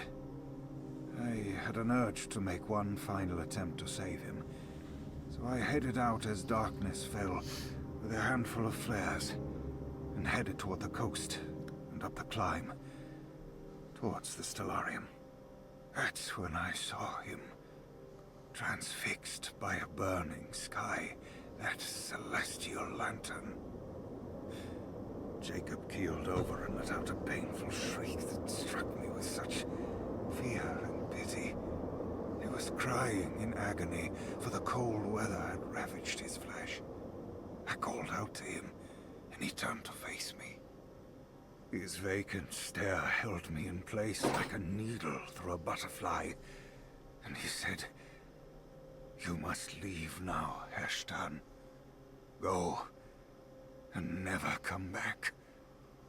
And so I left. Uh-huh.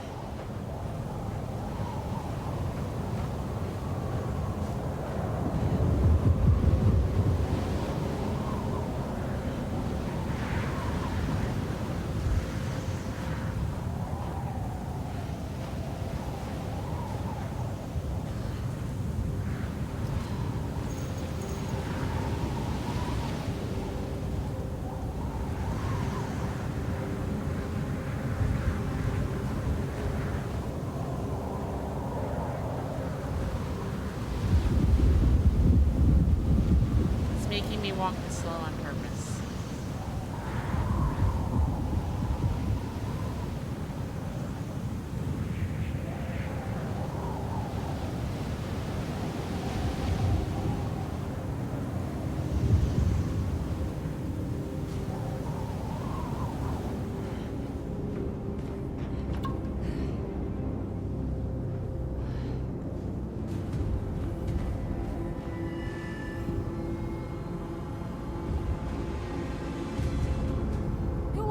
What do you want?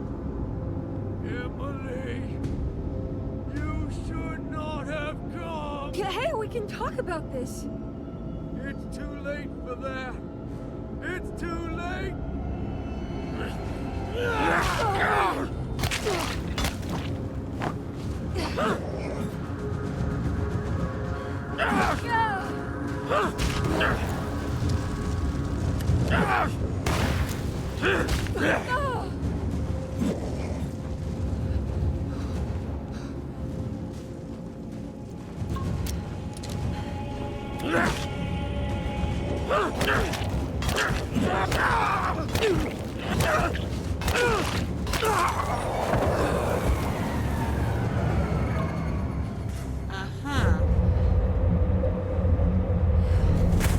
Yes, it is never a good sign in a game when they give you ammunition just as you enter a ascending huge staircase, right?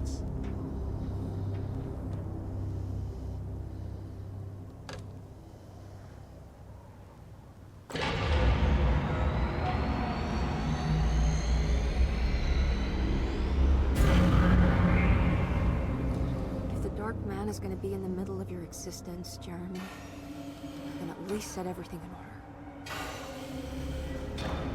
order. Okay, so it's the film. Okay.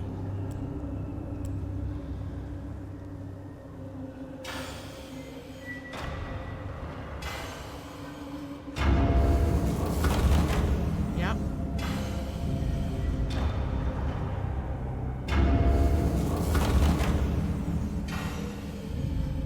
No, stop.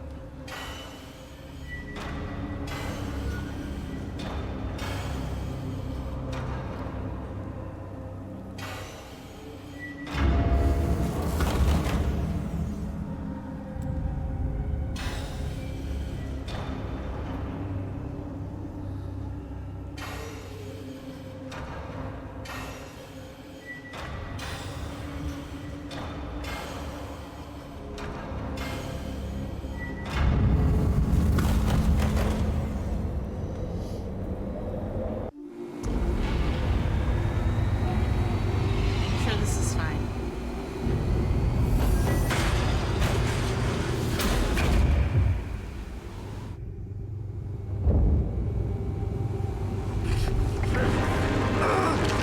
Oh, of course he's not dead.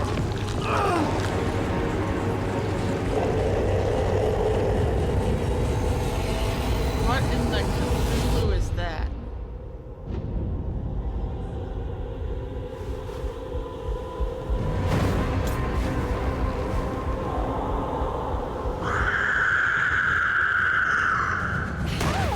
I killed you!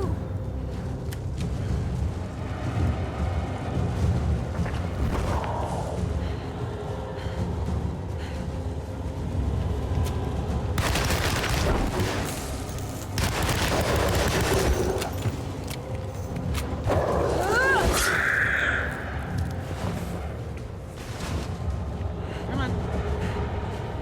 Move, woman.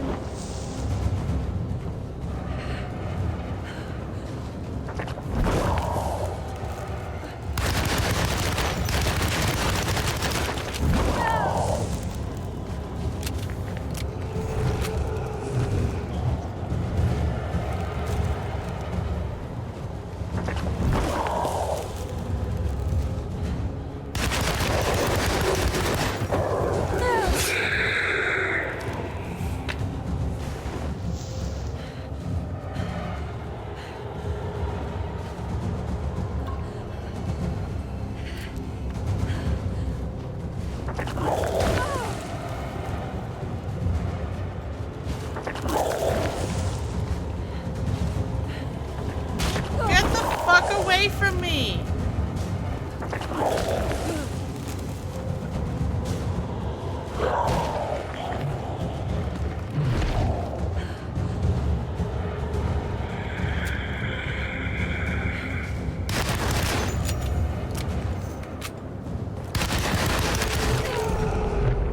Damn it.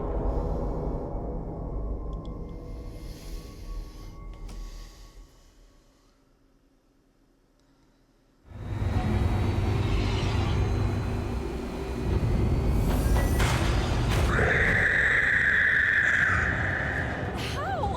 I killed you!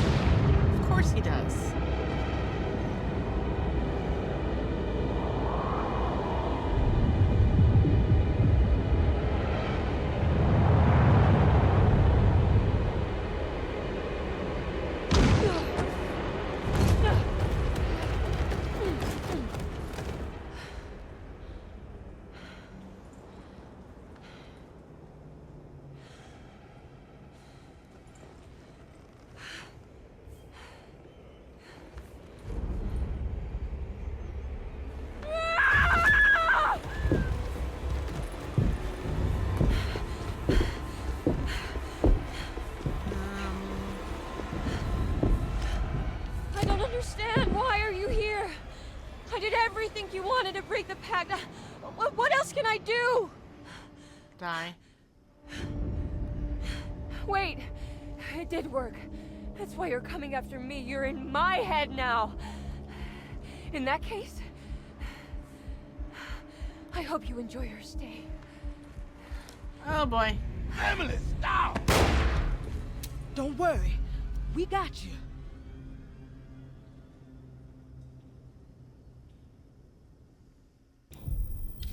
What?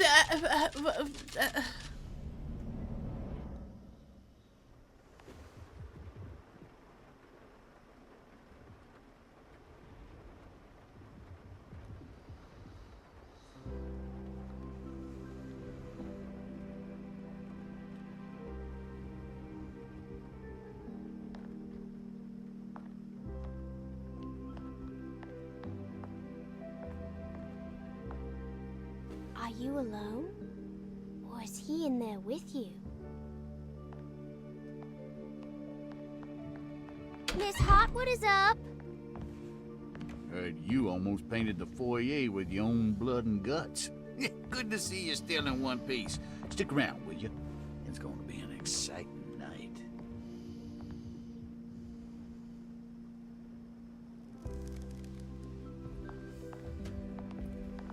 Good to see you made it, miss.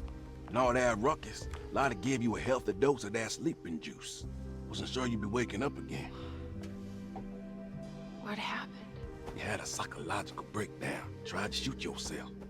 Sorry for the manhandling, but we just wanted to save you. You also stabbed Jeremy in the eye. Is he alright? He's a little strange, but everything else is back to normal. Really? I broke the pact? I don't know what you did, but it worked. Let's see you standing up, miss.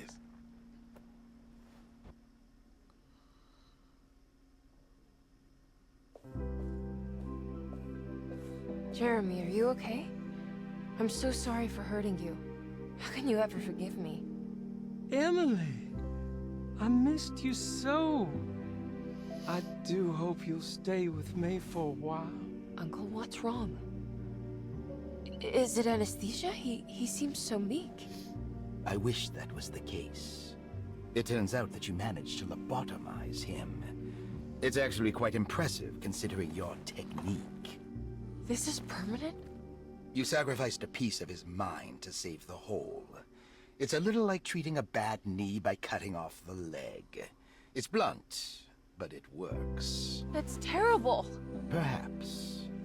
But at least he won't suffer anymore. Do you remember the Dark Man, Jeremy? Ah, yes. Where did he go? I hope he is doing all right. You see? With a violent stab, you made any future treatment quite redundant. I assume you will be bringing him with you back to New Orleans. I will. I just need to find Detective Carnby.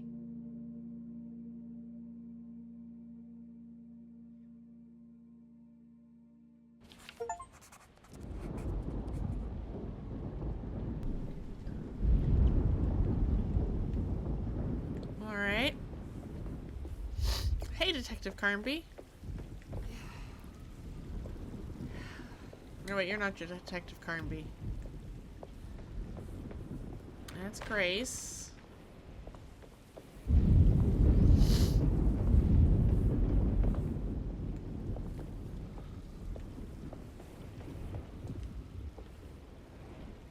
Good to see you're still with us, miss. Are you hungry? No, thank you. I'm still a bit woozy.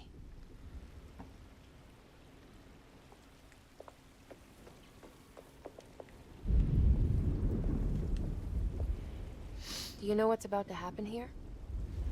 Oh, just a little ceremony we do each year on the eve of St. John. We raise our glasses to the old wishing tree here and ask for a better year. Huh.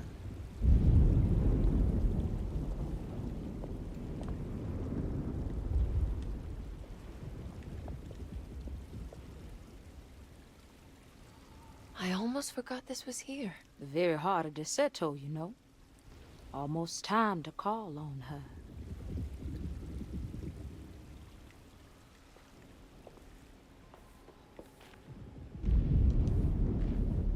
What are you doing? Preparing for the ceremony. This time she will come. I'm sure of it. Uh-huh.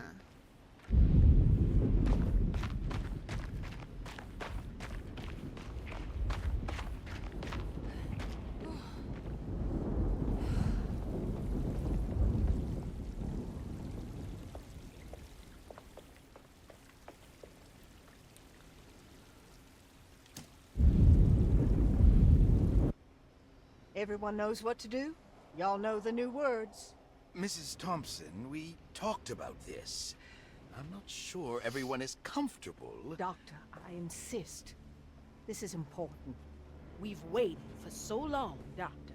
Let's just go with the old song. Not every change is an improvement. Boss, good or bad, we need to move forward. All in, Doc. Let's bet it all. But we don't know what we're dealing with. It'll be okay, Doctor. Better even.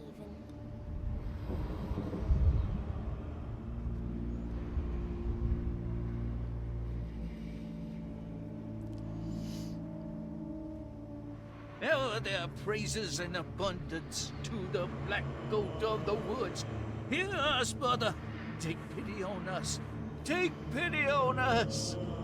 Ever there praises and abundance to the black goat of the woods. Ever Hear us, and take pity on us. Take pity on us.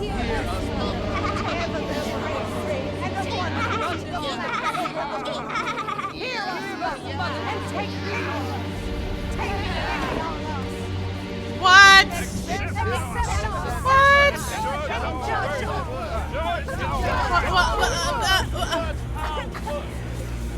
What are you doing? This is madness! This here's what needs to happen. She's just a child!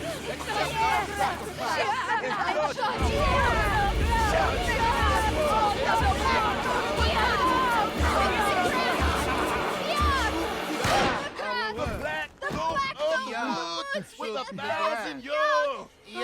Edward! Get out, Emily! We're leaving! No! There has to be a sacrifice!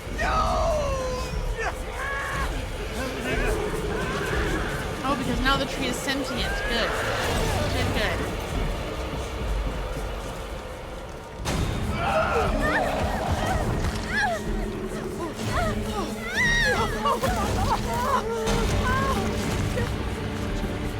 Come with me.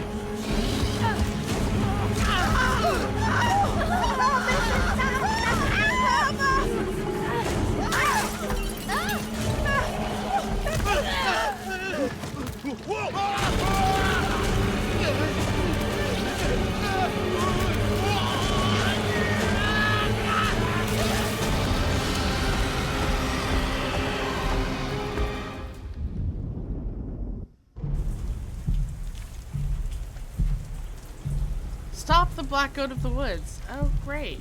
I have to stop that thing. It's gonna kill everything in its way.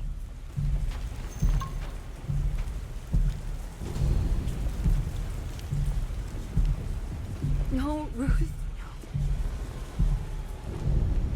Get yourself together, Emily. You have to finish this. Do I have to?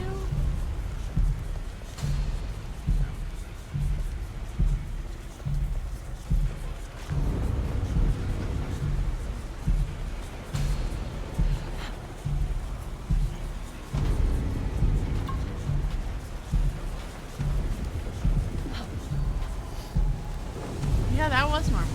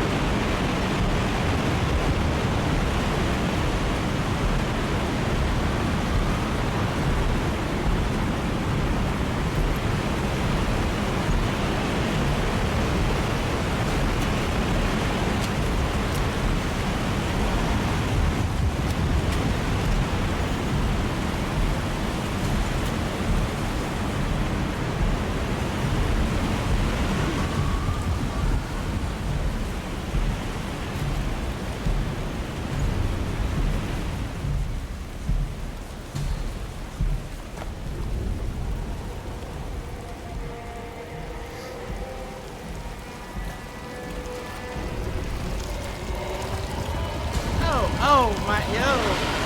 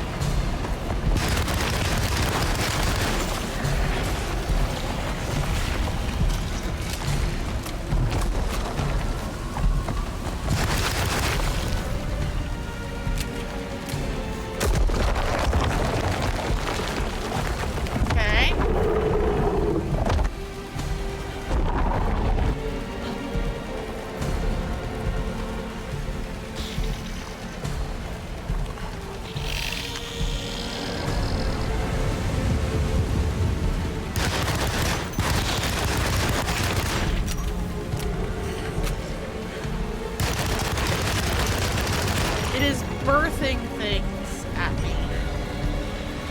And I don't like it.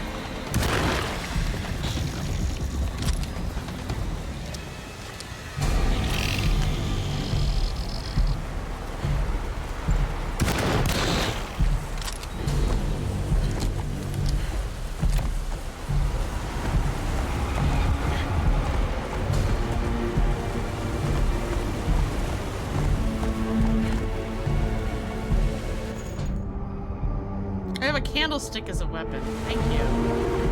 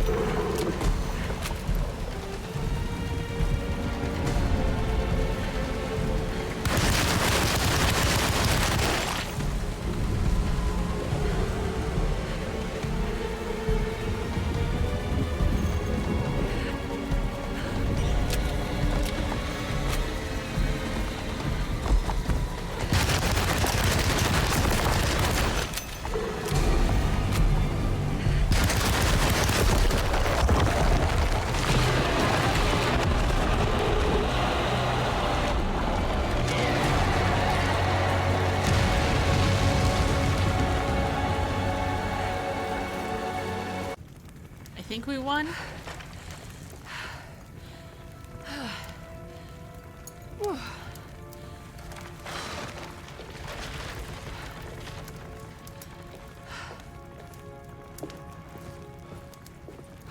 Emily, are you alright?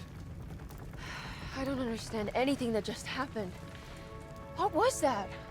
The whole gang was a cult dedicated to something called the Black Goat of the Woods. I've been trying to gather as much information as I could. It was only after you started talking about monsters that I thought maybe there was some truth to all the nonsense I was finding. Where's Jeremy? Uncle! Are you alright? Everything is out of order. This isn't the way the story goes. I shouldn't be alive. Don't say that. You made it out. Be happy. Okay?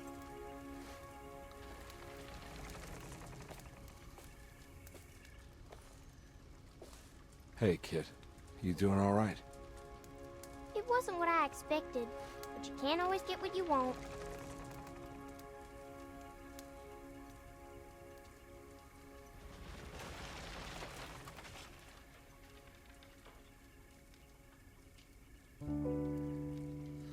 Alright, you ready to head back to New Orleans? Come on, Jeremy. Let's go. Can I come? Don't leave her. You have to take her to Hell's Kitchen. What on earth are you talking about?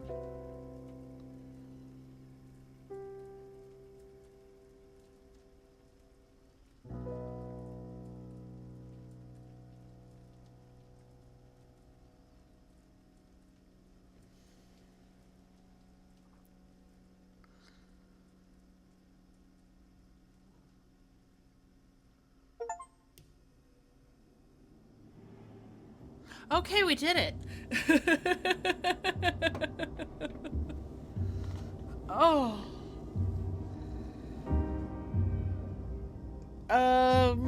We finished the game. I'm not quite sure how I feel about this one.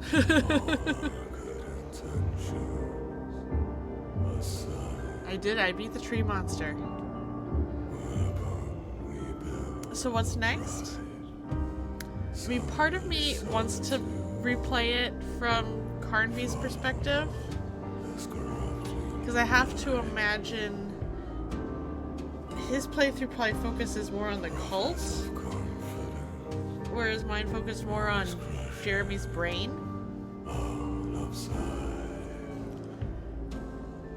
But not right away. I don't know that I can do it back to back like I did Resident Evil 2. So I think we're gonna move on to the casting of Frank Stone.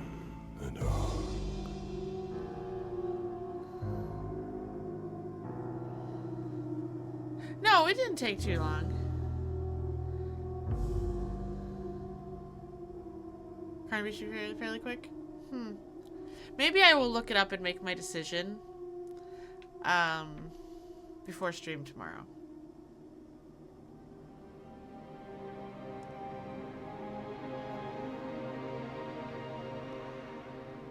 You hope you get cast for your dream role of audience member number 3. You and audience member number 3.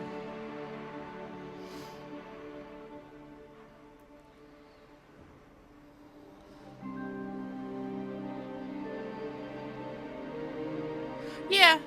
No, I mean, I am curious to play it from his perspective. Yeah, it was a little Call of Cthulhu like. Well, I mean, I knew it was supposed to take me roughly 10 hours to play this, and I think it did.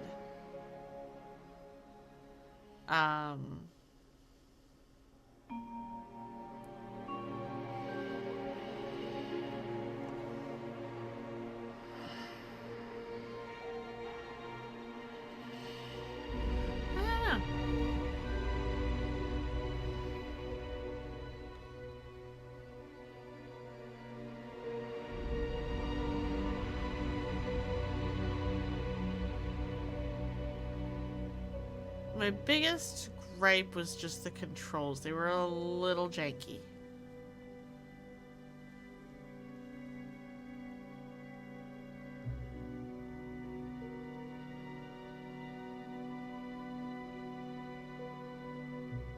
Especially the running, because like having to toggle the left stick to run was a little unwieldy.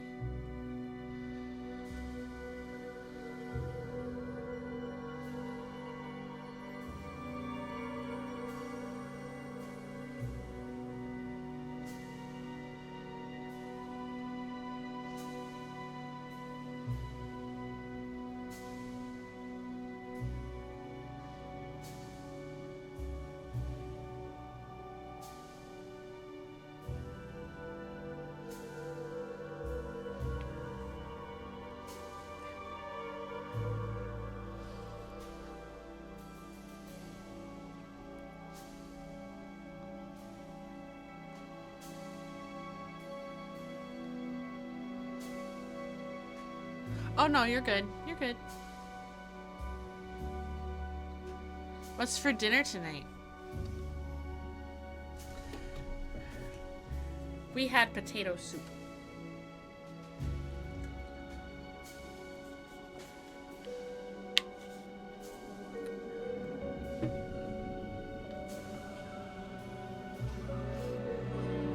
Yes.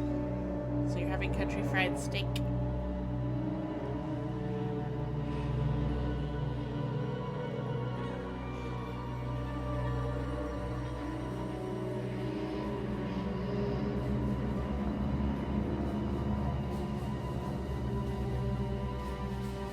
You know, because of this, I saw frozen fingers and I thought these kind of fingers, and that tracks.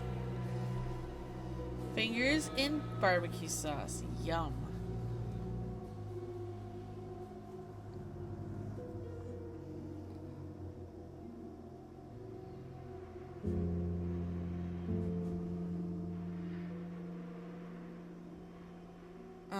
Sure, Java?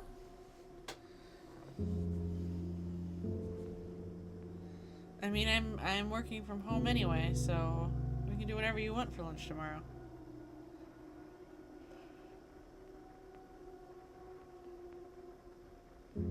Establish I'm a strange lady. I mean, that's fair.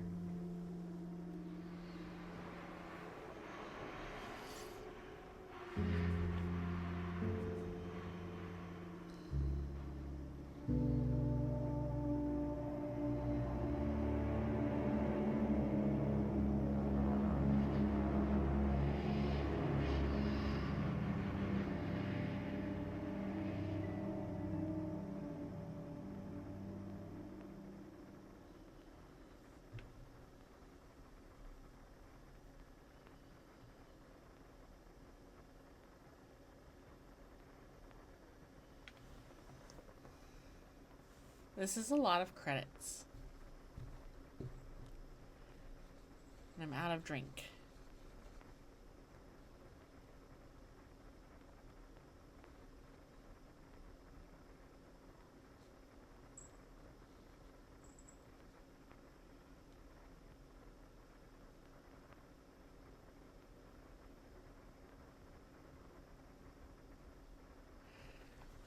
So when you saw a Japanese voice cast, you were trying to remember which prefecture of Japan characterizes as having a southern accent. Oh, yeah. Yeah, because you probably kind of loses something if you don't have the southern Louisiana accent.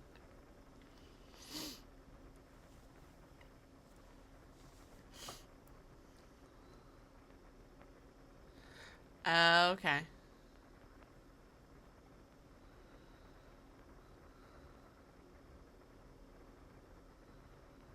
Oh, good to know, Java. I'm sure you were keeping up on that.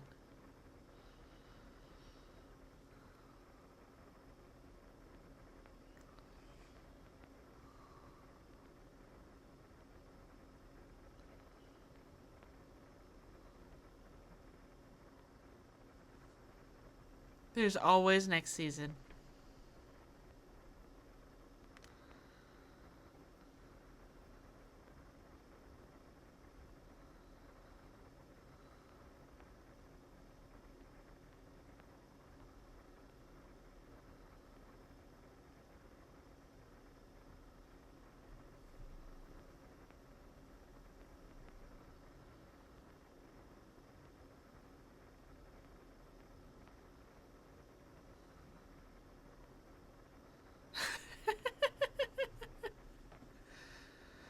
It's a gateway to My Little Pony creepy art. I mean, it could be.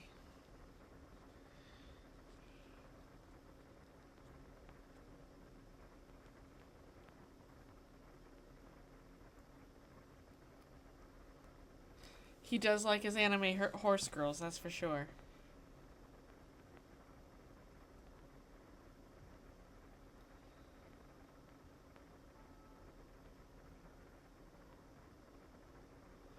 I like how we've run out of music here in the credits, and they just still going.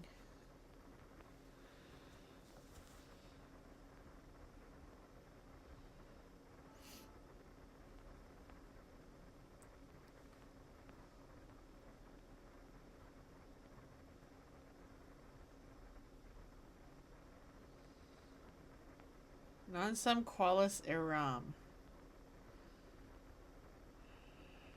I feel like I should know what that means in Latin.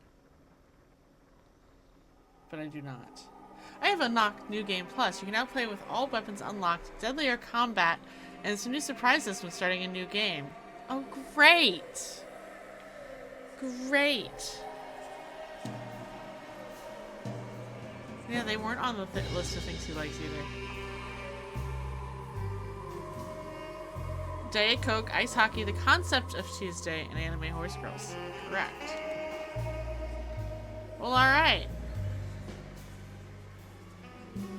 We made it to the end. And now we can play on New Game Plus with whatever surprises that entails. Lucky us. But I'm gonna go head to bed because it's past my bedtime. And you all have a good night, and I will see you tomorrow. Bye.